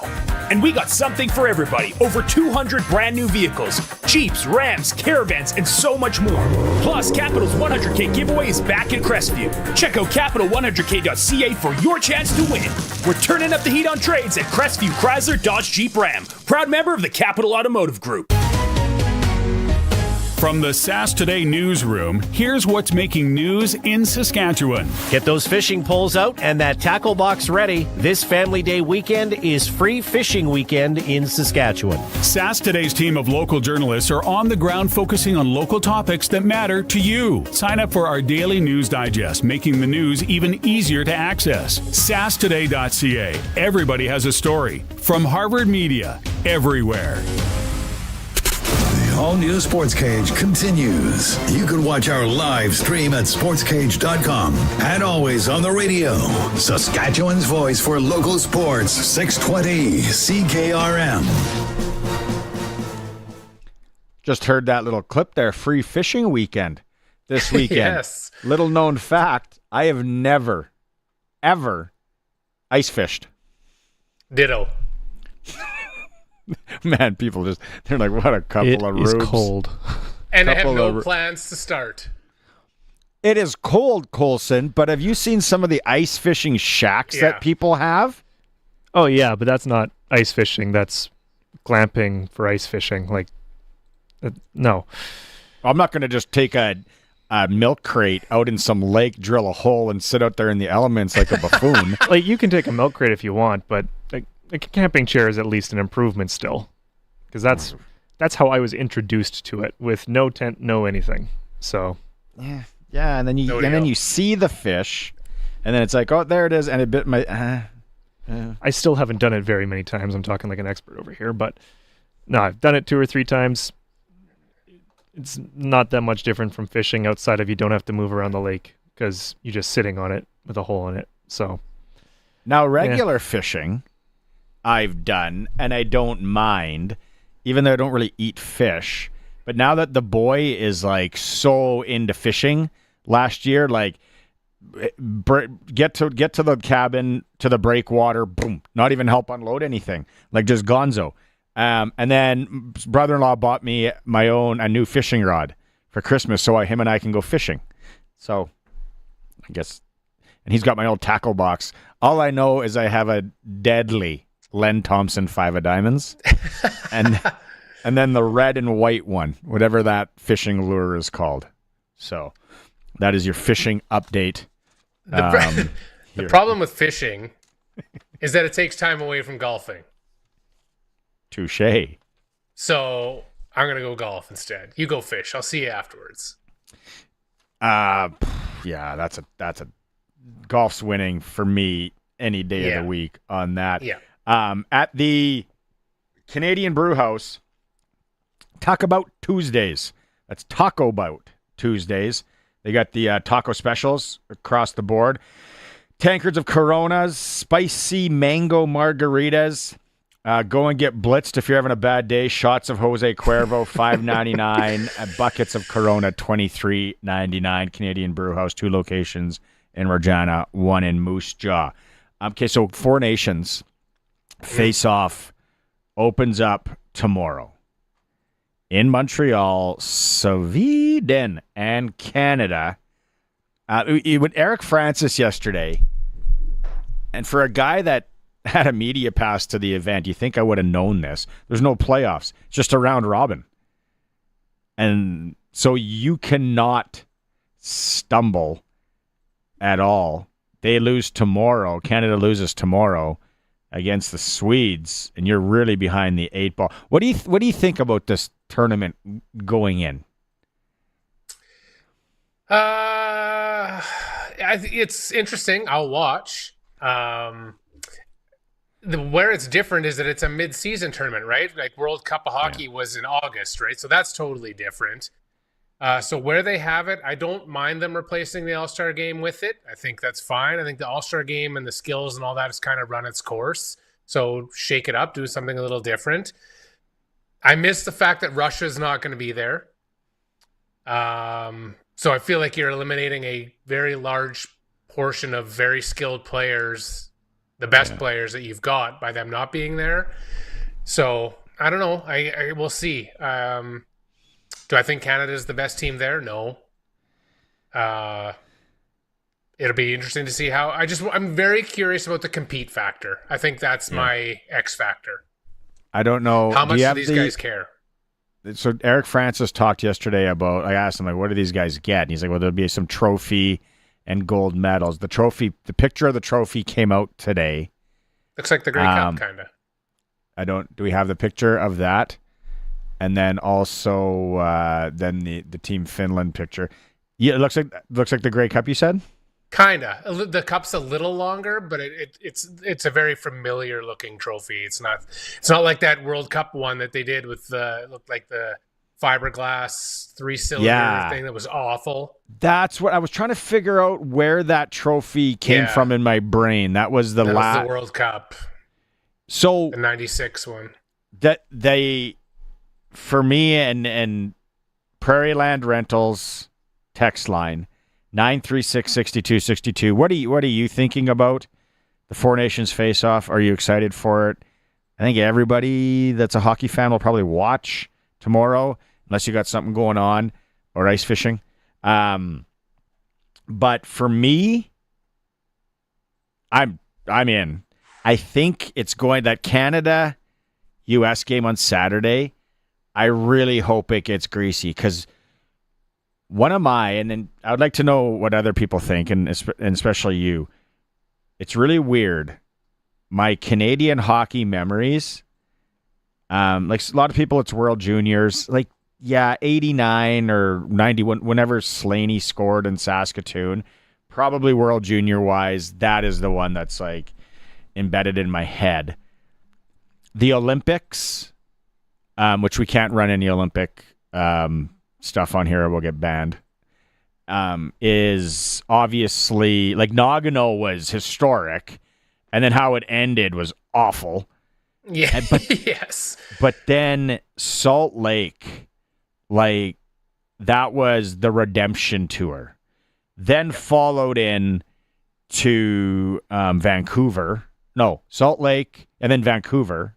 No, there was something. There was a bat. Was there Italy? Somewhere in between there? Turin, which is weird. But when the U.S. beat us in 1996, in that World Cup of Hockey that was in August, I was living in the States, right? So I was in the hard minority. And I was like, my little Canada kicks ass shirt. And I was like, And then, man, was that gross. We're showing some of the highlights on the stream. It was gross hockey. I don't know if you can rewind it to the first minute and a half of this. The first part of game 3, there was 2 fights in the first minute and a half. And these were NHLers that are going, remember the Claude Lemieux, Harry, and Keith Tkachuk fight?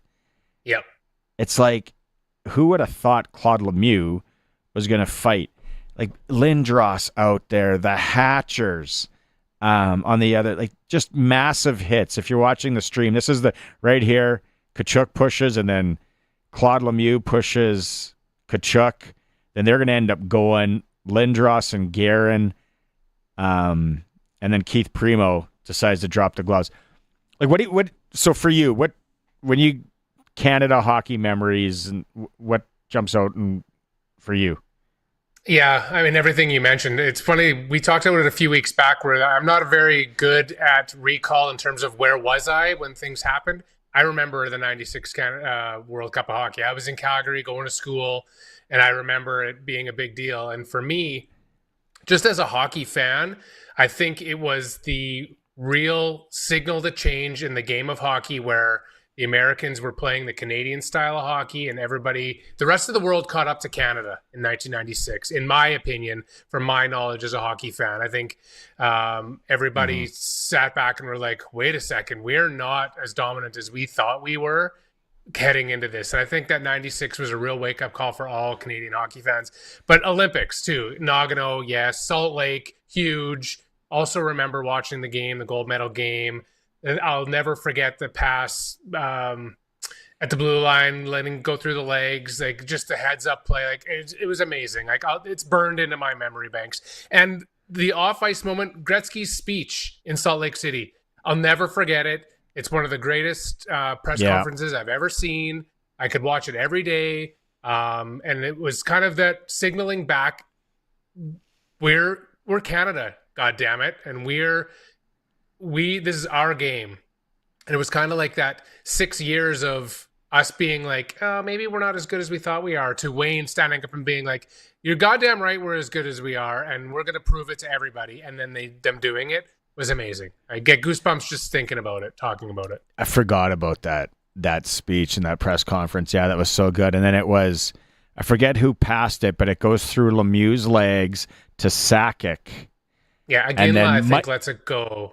Doesn't he? Yeah, passes it maybe, yeah. And Mario lets it go through his legs. Sakic and Mike Richter, who was unbelievable in 96 in the World Cup of Hockey. Mike Richter was so far out of his net. And then Bob Cole, surely that's got to be it. Yeah. And you and I weren't big Bob Cole. I weren't big Bob Cole fans. Like, no. I get it, iconic voice and all that, but the actual calling of the game wasn't fantastic after Nagano, like especially at the end. Yeah, like the one year that I remember was Toronto was in the playoffs, and he kept calling Todd Gill Hal Gill and then it was Brad Ferentz and Andrew Ferentz, and it was, but and then Canada, like 87. So I'm like 10 years old. Yeah. That is, do you have that one, Curtis? So let's play that 87 Canada Cup, the face-off. Do you have the audio up? Can we do the audio or no?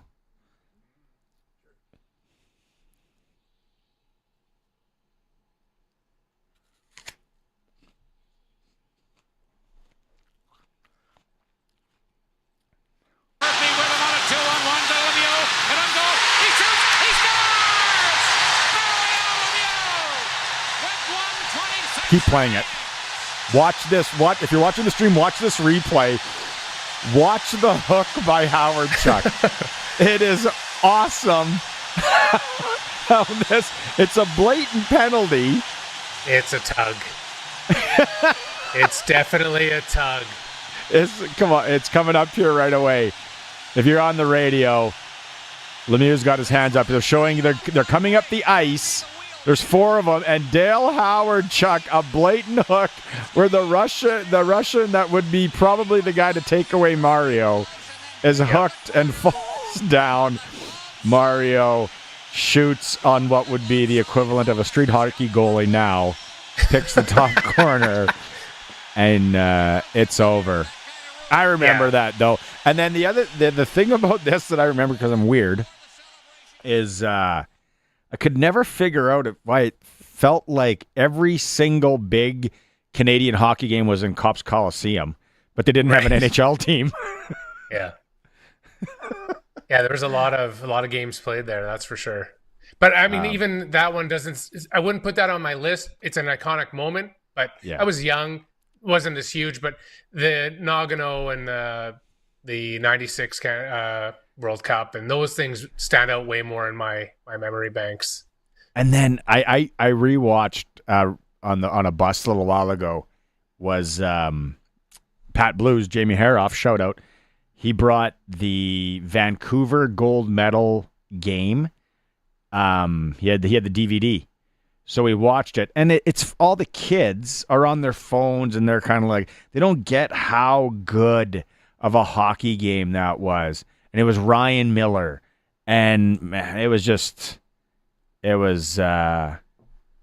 so good. So yeah, if you got any memories, Canadian hockey, going back, Prairie Land Rentals text line 936-6262.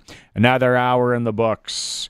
When we come back, we will talk to Glen Suitor on CFL free agency. It is a Sports Cage. We're back streaming at sportscage.com and on 620 CKRM.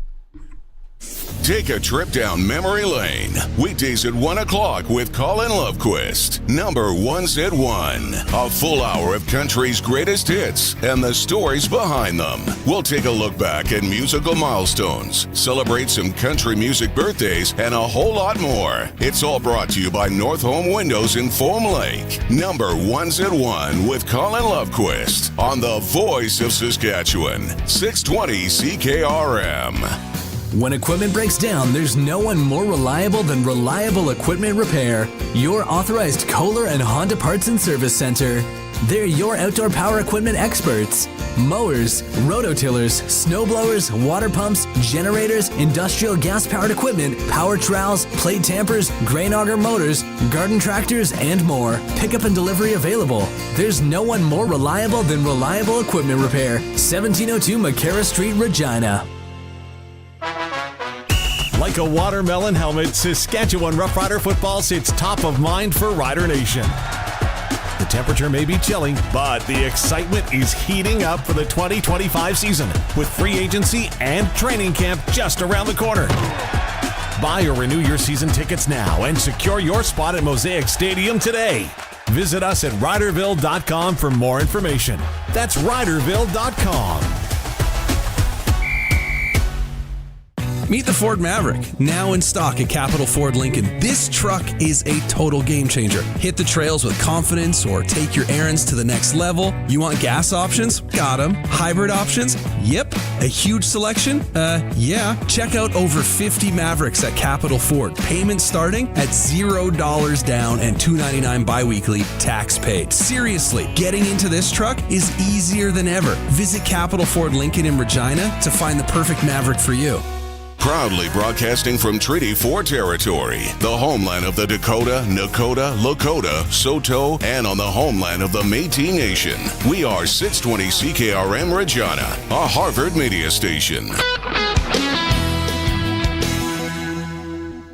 It's 5 o'clock. Good evening. It's mostly cloudy and it's minus 22 at Regina. I'm Corey Atkinson from the Harvard Media News Center with 620 CKRM News for Echo Sound and Fort Capel. Stay connected with the new cell phone from Echo Sound. Call 306-332-6711. Regina police arrested 2 teens after spotting a stolen truck on Montreal Street early Monday. The suspects ran from the vehicle, but officers used a police dog to track a 17-year-old female suspect hiding in the bushes. She suffered an arm injury during the arrest and was taken to hospital. The serious incident response team has been notified about the suspect's injuries. A 17-year-old male suspect was also arrested. Both face charges of possessing stolen property over $5,000. The male also faces an additional charge for failing to comply with an undertaking. Saskatchewan Ag Minister Darrell Harrison will visit India and the UAE from today through till the 19th to boost trade ties and promote Saskatchewan's agricultural products. India is Saskatchewan's third largest agri-food export market, while the UAE ranks 9th. In 2024, the province was the top supplier of lentils and dry peas to both countries. Harrison plans to speak at the Pulses Conclave in Delhi and attend the Gulford Trade Show in Dubai. He will also meet with industry leaders to encourage investment and collaboration. Ontario Premier Doug Ford says the world is watching the trade dispute between Canada and the United States and that China is sitting back and laughing.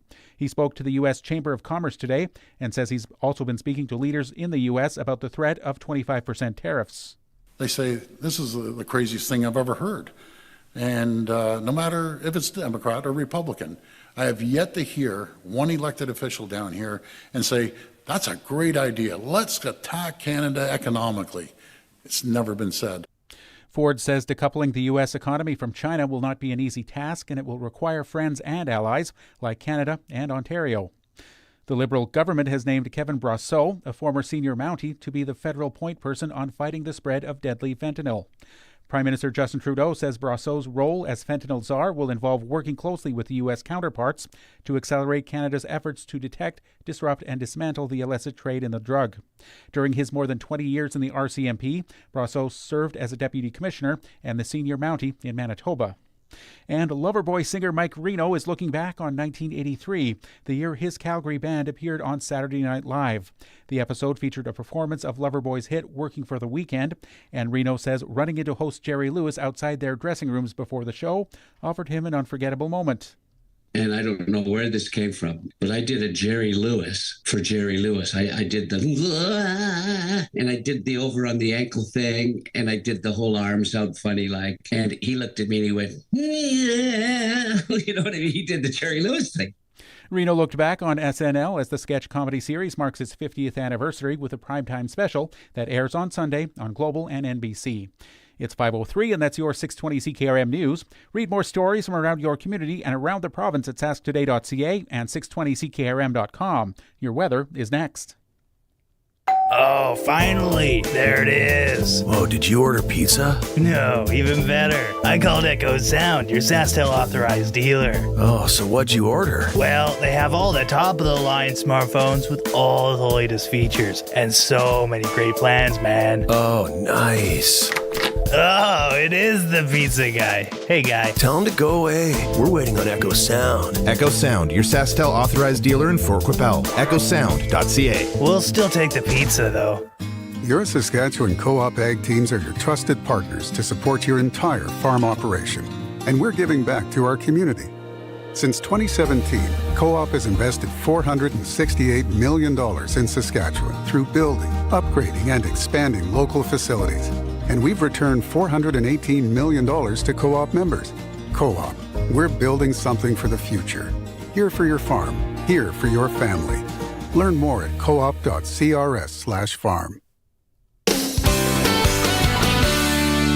I'm Corey Atkinson with your 620 CKRM Precision Weather Forecast, brought to you by Line-X Regina. Serious protection, killer looks, 1865 McCarra Street, and for Matt's Furniture, visit mattsfurniture.ca. Now here's Precision Weather meteorologist Steve Adamson. The weather pattern stays quite cold the duration of the week as we don't see any signs of any real thawing in the forecast for the time being. It does stay relatively quiet, though, with no storms on the horizon. Tonight, partly cloudy skies and quite cold. The low temperature down to minus 32, the wind chill near minus 42 at times. Wednesday, a mixture of sunshine and cloud cover. Temperatures remain well below normal, the high around minus 25. Wednesday night, partly cloudy skies, quite cold. The low temperature near minus 30. Thursday, a mixture of sunshine and cloud cover, still pretty cold, the high near minus 20. Heading into Friday, mostly cloudy skies and staying quite cold, the high near minus 22. Saturday, quite a bit of sunshine expected about the region. Temperature still quite cold, the high near minus 22. With your 620 CKRM weather forecast, I'm Precision Weather Meteorologist Steve Adamson. Across the province at this hour, Saskatoon is minus 22, Swift Current is minus 22, Assiniboia minus 20, Broadview Moosomin minus 23, Yorkton Melville minus 23, Estevan minus 23, and Weyburn is minus 21. At this hour in Moose Jaw, there's mostly clear. Winds are from the northwest at 28, and it's minus 21. Regina is partly cloudy. Winds from the northwest at 15, and it's minus 23. For more local news that matters to you, subscribe to the daily newsletter at sasktoday.ca. He's at it again. Matt's sharpening his pencil to save you money at Matt's Furniture. Now till March 5th, save big with Whirlpool during the Kitchen Suite Savings Event. Buy any 2 qualifying Whirlpool kitchen appliances and save $100. Buy any 3 qualifying Whirlpool kitchen appliances and save an extra $300. See in store for all the details and full list of qualifying models during the Kitchen Suite Savings Event. Matt's Furniture in Fort Qu'Appelle, Kamsack, Melville, and Foam Lake, or online at mattsfurniture.ca. When you want the best for your truck, you want Line-X. Your truck has withstood the harshest elements Saskatchewan has thrown at it. Rocks, gravel, rain, sleet, and snow, and left with no chips, no rust. Line-X protective coating keeps your truck's bed liners, rocker panels, and bumpers looking like brand new. Don't settle for Brand X. Go with Line-X. It's serious protection. Come see why everybody loves taking their truck to Line-X Regina for their rocker panels, bumpers, and more. Line-X. Make your truck complete. 1865 McCarra Street. Broadcasting from Century Studios in downtown Regina, Harvard Media presents the all-new Sportscage, where Saskatchewan comes to talk local sports. Brought to you by Sask Lotteries, bringing communities together. Sask Lottery products fund over 12,000 sports, culture, and recreation groups across Saskatchewan. Be a part of the show. Call 1-866-767-0620 or text 306-936-6262. The all-new Sportscage. Streaming at sportscage.com and on the radio at 620 CKRM. Welcome back to the Sports Cage. Shink, Harry, Colson, Curtis. It's been a busy program so far. I know a lot of you are driving home, getting off work, driving. How the last hour is going to go, we're going to bring in Glen Suitor in a bit for press coverage. And then we are going to rerun Tommy Stevens, new Rider quarterback who we talked to in hour one. We'll rerun that and also rerun Justin Dunk from hour one on CFL Free Agency Day. And Harry, I got to say, the Prairieland Rentals text line, Canada 87, Canada, Russia, also 72 Summit Series. And I knew some people were going to message in on that. Who's one here? Lauren is one of the guys that messaged in. Craig, Tom. But I would love to watch that front to back. I think there was a series out there that I briefly watched. I should watch it again because, yeah, that was some of the best hockey ever played, and it was just so the unknown. Yeah, it's like the big red machine that really nobody knew anything about, and just players that you never heard of or seen of, and it was just such an unproven thing. It was just nobody knew what to expect from it, and it was like Thunderdome, like all bets were off. There was no quarter asked and none given. It was cutthroat. And I'd like to the question I would like to ask is who decided on 8 games? Like, I guess, was it 4 and 4? But what would have happened if it would have stayed? Was there, and there must have been like some sort of like senior hockey or provincial minor hockey mini game? I don't know. But the Russians spanked Canada in game 1, 7-3. And then they were all like, whoa. And then Canada came back 4-1. Then it was a 4-4 tie again. Tie? Yeah. But yeah. If you were around and got to watch that in 72, like Lauren and some of these other people who messaged in, that was good times. That was our Canada Cup. That was our Olympics, I guess, right? Yep. Maybe our next guest remembers it as well. It's press coverage time with Glen Suitor for Bronco Plumbing and Heating, where professional service is guaranteed. They'll treat you right at 781-2090. Call Bronco Plumbing and Heating. Hopefully your furnace isn't breaking down in this weather. Oh, I don't know what it's like in the left coast there this week, Glenn, but we are in a deep freeze here in Saskatchewan. Do you remember what Canada hockey, what do you remember any, like the Olympics, obviously, in Vancouver? You're probably out there hooting and hollering. I mean, the Olympics and my former partner and still great friend, Chris Cuthbert's call of the winning goal, just money from the booth. Not totally expected it because he's such a pro. I remember Nagano too, though. And I remember making the comparison from the booth when in the Grey Cup, Dave Dickinson was the starting quarterback for the BC Lions, and they had Casey Printers. Remember Casey Printers? Oh, yeah. So Casey Printers comes off the bench early that season and is a phenom. He has a phenom year, like just this off the hook, 6,000 yards, that type of year, and could run around all over the gym. It was just this magnificent year. Dickinson comes back and plays in the Grey Cup when he wasn't completely healthy. Now, no shot at Dave Dickinson. He still reminds me that I've said this on the air, by the way. Like, we'll have a conference call and he goes, yeah, well, I guess Printers should have played that game or whatever. So, but I thought they should have played Printers. Printers was the MVP of the league, and the BC Lions lost the Grey Cup. I compared that coaching decision by the GOAT, by the way, Wally Guano, who's the best coach of all time. Gretzky shootout. Yes. I compared the coaching decision between those two events, that in Nagano with Gretzky sitting on the bench. I don't care if he wasn't great in breakaways, or that is overthinking it. This is the best player in the world. He has got to shoot. He's got to shoot just so everybody else takes notice. The goalie gets a little yips. Who knows?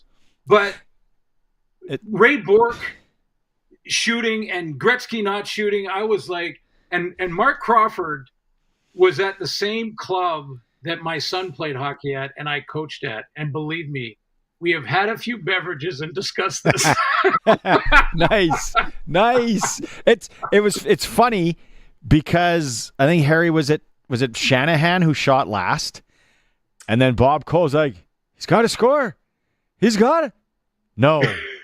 I was and we were all just like, no. Like, what? So, funny story about that, Glenn, while we're here, is when we interviewed Theo Fleury on our podcast like years ago, he talked about being there, and all of a sudden they were like, okay, well, it's a shootout. And the guys on the bench were like, what? Say that again. It's like, yeah. And then so they're figuring out the shooters. I think Theo shot. Can you get the 5 shooters for Canada at Nagano, Colson, quickly? Sorry.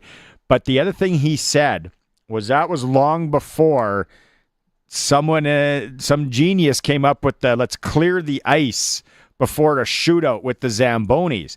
And he talked about how bad the ice was. And you were like, oh, maybe you have a deke that you always go to. And then when we interviewed Eric Lindros, I asked him about that too. And he said, that ice was so bad, it was like playing in a bad outdoor shinny rink. But yeah, the Gretzky thing, that's one that'll live forever, right?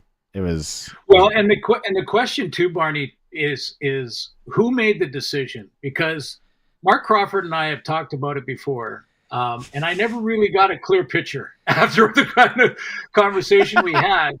Was it Bobby Clark? Because he was kind of the manager of that team, right? Like, he was the guy who put it together. And then didn't he, and correct me if I'm wrong here, I'm going off memory, but didn't he make Lindros his captain of that Team Canada? You have Wayne Gretzky on the bench, and I think he made Eric Lindros the captain, right? Or they decided that he would be the captain. I'm looking at the picture right now. Eric Lindros is the captain.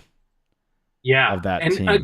again, like, all due respect to Eric Lindros and his career and him as a player at that time, but you have the greatest player in the world, and maybe of all time in the world, and he's not your captain, and he doesn't shoot in the playoffs or in the shootout. Like, I don't know. I've always wondered how much coaches really can influence a hockey game when the lines are just rolling and the power play and all that. But there's an example of how important coaching is in hockey as well. Yeah. Oh man, we could sit here and talk about that for a long time. We have him coming up later in in hour 3 here again from hour 1. Tommy Stevens joined us on the program. What a guy. Seems, I don't know if you've ever had a chance to interview him, Glenn. Harry and I talked to him. Like, what a good dude. He'll be a fan favorite here. Yeah, he will. And here's a quick story. When Dustin Nielsen and I were in the booth and we were picking, I mentioned it a couple weeks ago, we were picking our best short yardage quarterback. Who would be your fantasy league short yardage quarterback? And I picked Tommy Stevens, and he goes, "Oh, you can't have first pick, blah, blah, blah." We had a fight about that.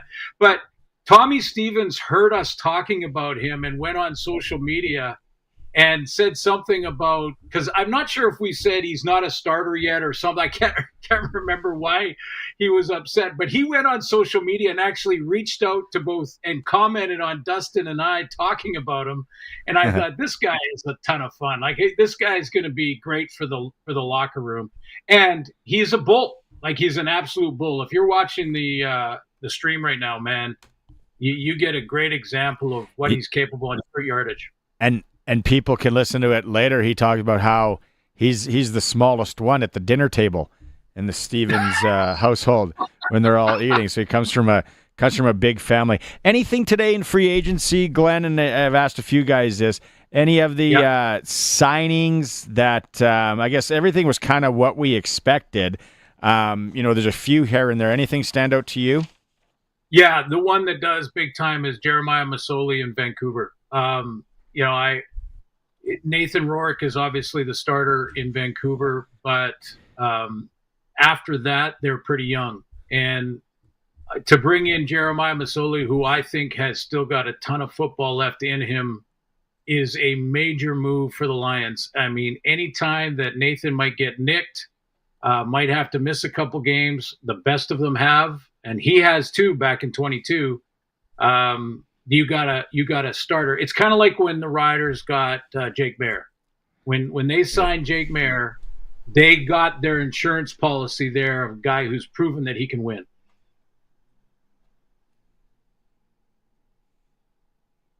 Sorry, Harry, I thought you were going to go. Oh, no, go ahead. Yeah, and after talking to Tommy Stevens, though, I'm like, hey, this guy wants a chance to sling it around the yard as well. Yep. And the thing is, we found out last year, can never have enough offensive linemen that are, especially experienced offensive linemen. So Philippe Gagnon, the Riders pick up for Montreal. Yeah, what do you know about him? He's been around the league a long time. Yeah, excellent. And that was sort of the Peter Godber, with Gagnon, you got a guy who is proven veteran offensive lineman. And before we came on today, I looked at the offensive line on the website for the Riders and just sort of looked down there. There's a couple of guys still out there in free agency, like Isaiah Cage, but you don't want to overspend for an American O-lineman when I think you can, as long as you have in your top 8 or 9, as long as you have, what you think you can win with, and then you're bringing in young guys to develop them and get them to learn the nuances. So I think, there's a couple of guys still out there. I thought Habel was a big signing. I think Tyrell Ford was one of the biggest in free agency when he went to Edmonton from the Bombers. The Bombers have lost a few players now, and they're not going to have Big Hill back. I know Rider fans are always kind of looking just to the province over next to them, saying, "What are the Bombers doing?" And that's the team to beat until they're not. So they're going to have an interesting training camp and preseason. I'm going to be like, what is this team going to look like? They lost some people.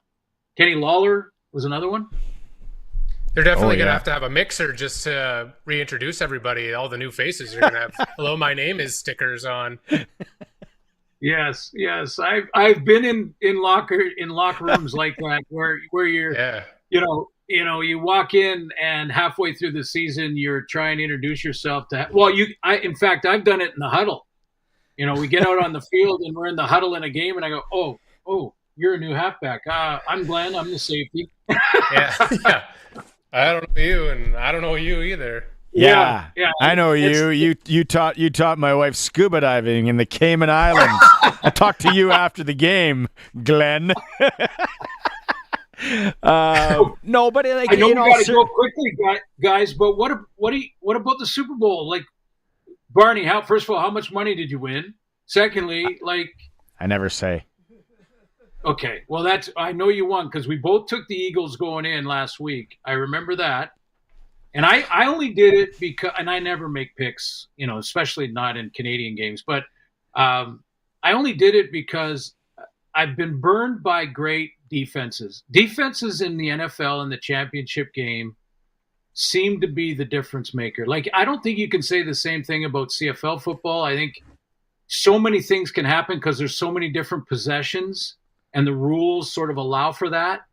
But you get down 2 or 3 scores in the NFL, like in the Super Bowl at halftime, it's pretty much game over. I got to mention this because broadcasting is so subjective. I mean, both Harry and Barney, you guys could discuss what Dustin and I do or Rod Smith and I do in the booth, and you could both be in completely different planets, like with different ideas. And I like this, I don't like when he says that. It's very subjective. But I thought, and I don't know about you guys, but I thought the booth was calling the game from Kansas City's perspective. It was when Patrick Mahomes got sacked 3 times in the first half and had 20 yards of offense, it was Patrick Mahomes is not comfortable. It was the offensive line is playing terrible. They're having a real rough time with it. He's got to get the ball out of his hands. And what I mean by that, and again, very subjective, and sometimes the broadcast booth is trying to prop up the team that's behind in order to hold viewers. There's a little behind the curtain that we definitely try to do. Like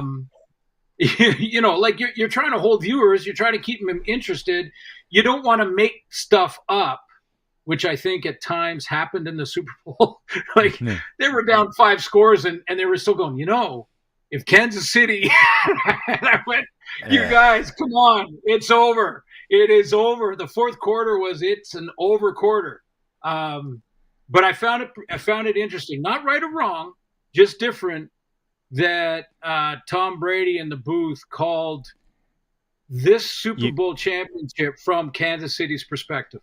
Were you surprised, as a guy that's been around football a lot, and we talked about so much on Kansas City's coaching staff and how smart they were, and they are probably Hall of Famers, and like they're fantastic, and part of the reason they got there, winning those close games this year. Yep. The blitz against Buffalo off the edge from Spagnuolo. They at halftime, which is what the longest halftime you're going to get, because there's the performances. They come out and there seemed to be no change in game plan from the Chiefs or any tweaks or surprises. It was like, okay, now let's get back out there and get our faces smashed in even more. Yeah, but I would just move it up. I was more surprised that there wasn't adjustments made after the first quarter, not after halftime. After halftime, what was the score? They were down, I think, by 3 possessions, right? At halftime. I'm pretty sure it was 3 possessions. At that point in the NFL, you're thinking, how many possessions are we going to realistically have in the second half? Probably not many. We're down by 3, so we need 4 possessions with majors to win. So we got to go out and sling it and just try to make those intermediate plays, even though our quarterback does not have the time to do it.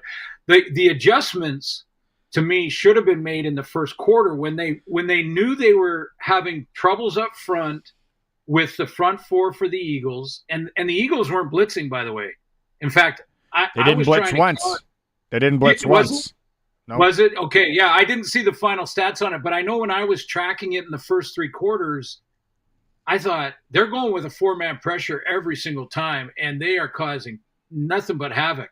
So when that happens, the adjustment is run game, first of all, so that those defensive linemen have to pause on the line of scrimmage to play their run gap responsibility, and then from there you go to screen draw.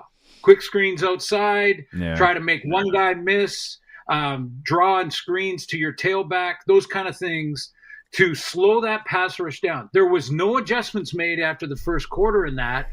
And then when they got to halftime in the third quarter, now they're down by 4 scores, and they're like, we got to throw a bomb every play to see if we can come back here. But it was game over, which is, by the way, something the booth never said. And I understand it because I've been there. A blowout is the toughest game to call. That's when people ask me about biased guys, I always say I'm not biased for one team or another. Honestly, I'm not. I'm biased that we have a great game. That's what I'm biased about. If we don't have a great back and forth game, it's bad for TV ratings. It's simple as that. So when I was listening, thinking, okay, guys, at some point here in the fourth quarter, you got to say this baby's done. It's cooked, as the kids say. It's cooked. Okay, so we get to catch up with you again on Thursday, and then next week we'll talk about it on Thursday. Your big vacation and your big trip. It's pretty exciting. Always a pleasure, Glenn. Have a good one. We'll talk to you in a couple days. Sounds good, guys. Appreciate it. Have a good press week. Coverage with Glen Suitor. It's for Bronco Plumbing and Heating. Professional service is guaranteed. They'll treat you right. 781-2090. Quick break. Harry and I'll be back. I'm going to go through the shooters of that 1998. We got him. We got him here. It's the Sports Cage, streaming at sportscage.com. CoolBet has all the hot games. For all the free-to-play casino games, head to coolbet.co. They've got sports odds, including Saskatchewan senior hockey, plus all the sports odds you can think of. From the ice to the field to the court, CoolBet has you covered. All at your fingertips. No risk, just thrill. So why wait? Get in the game and embrace the unexpected at coolbet.co.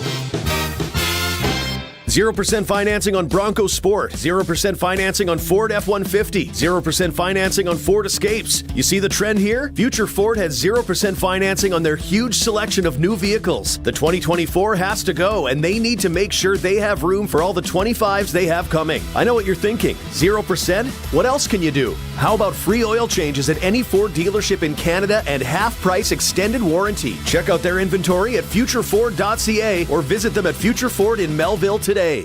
Welcome back to the all-new Sports Cage. Connect with the show. Call 1-866-767-0620 or text 306-936-6262. Tacos Tuesday at Canadian Brew House. You get the $3.49, the OGs, the beef, the chicken, donair tacos, margaritas, tankards of Corona. It's all at both Canadian Brew Houses in Regina or in Moose Jaw. Okay, so Harry, we go back to the hockey talk here. 1998, Nagano. Did you remember the shooter? I totally forgot Joe Nieuwendyk shot. Yeah, he's one of those guys that nobody talks about anymore, but he was in the upper echelon when he played, that's for sure. Yeah, he was fast. He was a great skater. So it went for Canada. I think Canada shot first. Fleury? Yes. Fleury shot first, missed. Robert Reichel went down, beat Patrick Waugh, scores. Ray Bourque, everyone was like, huh? Ray Bourque, he hits targets so well in the All-Star game, let's let him shoot on crap ice. Ray Bourque missed. Martin Rachinski missed. Joe Nieuwendyk missed.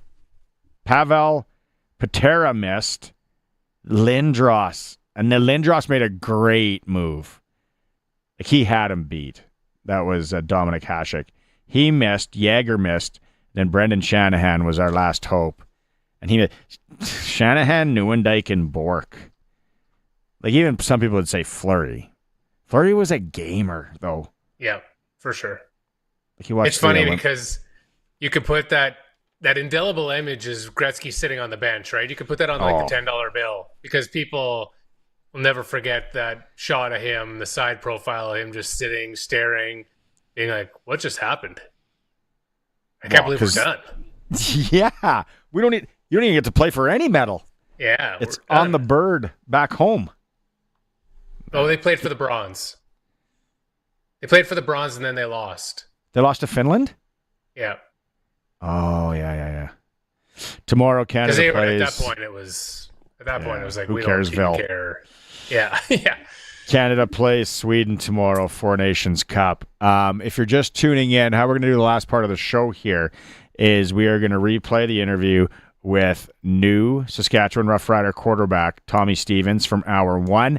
And we'll take a break, and then we're also going to come back and play Justin Dunk, 3 Down Nation, our pre- and post-game hosts' thoughts on free agency today. It was a jam-packed show, Harry. It's fast and furious. Predictions tomorrow night. I'm no good at predictions. I'm going to predict an upset. I'm going to predict Sweden. Sweden wins. 1-goal game. Sweden wins. 1-goal game. Sweden wins in a 1-goal game. I'm saying Canada wins. 3-2. Canada wins by 3. Get the book out, Colson. So we got football talk coming up for you, Harry. Always a pleasure. Thanks, buddy. CNC, do your thing. Football talk coming up last half hour of the Sports Cage. Streaming, sportscage.com and on the home of the Riders, 620 CKRM. When you want the best for your truck, you want Line-X. Your truck has withstood the harshest elements Saskatchewan has thrown at it. Rocks, gravel, rain, sleet, and snow, and left with no chips, no rust. Line-X protective coating keeps your truck's bed liners, rocker panels, and bumpers looking like brand new. Don't settle for Brand X. Go with Line-X. It's serious protection. Come see why everybody loves taking their truck to Line-X Regina for the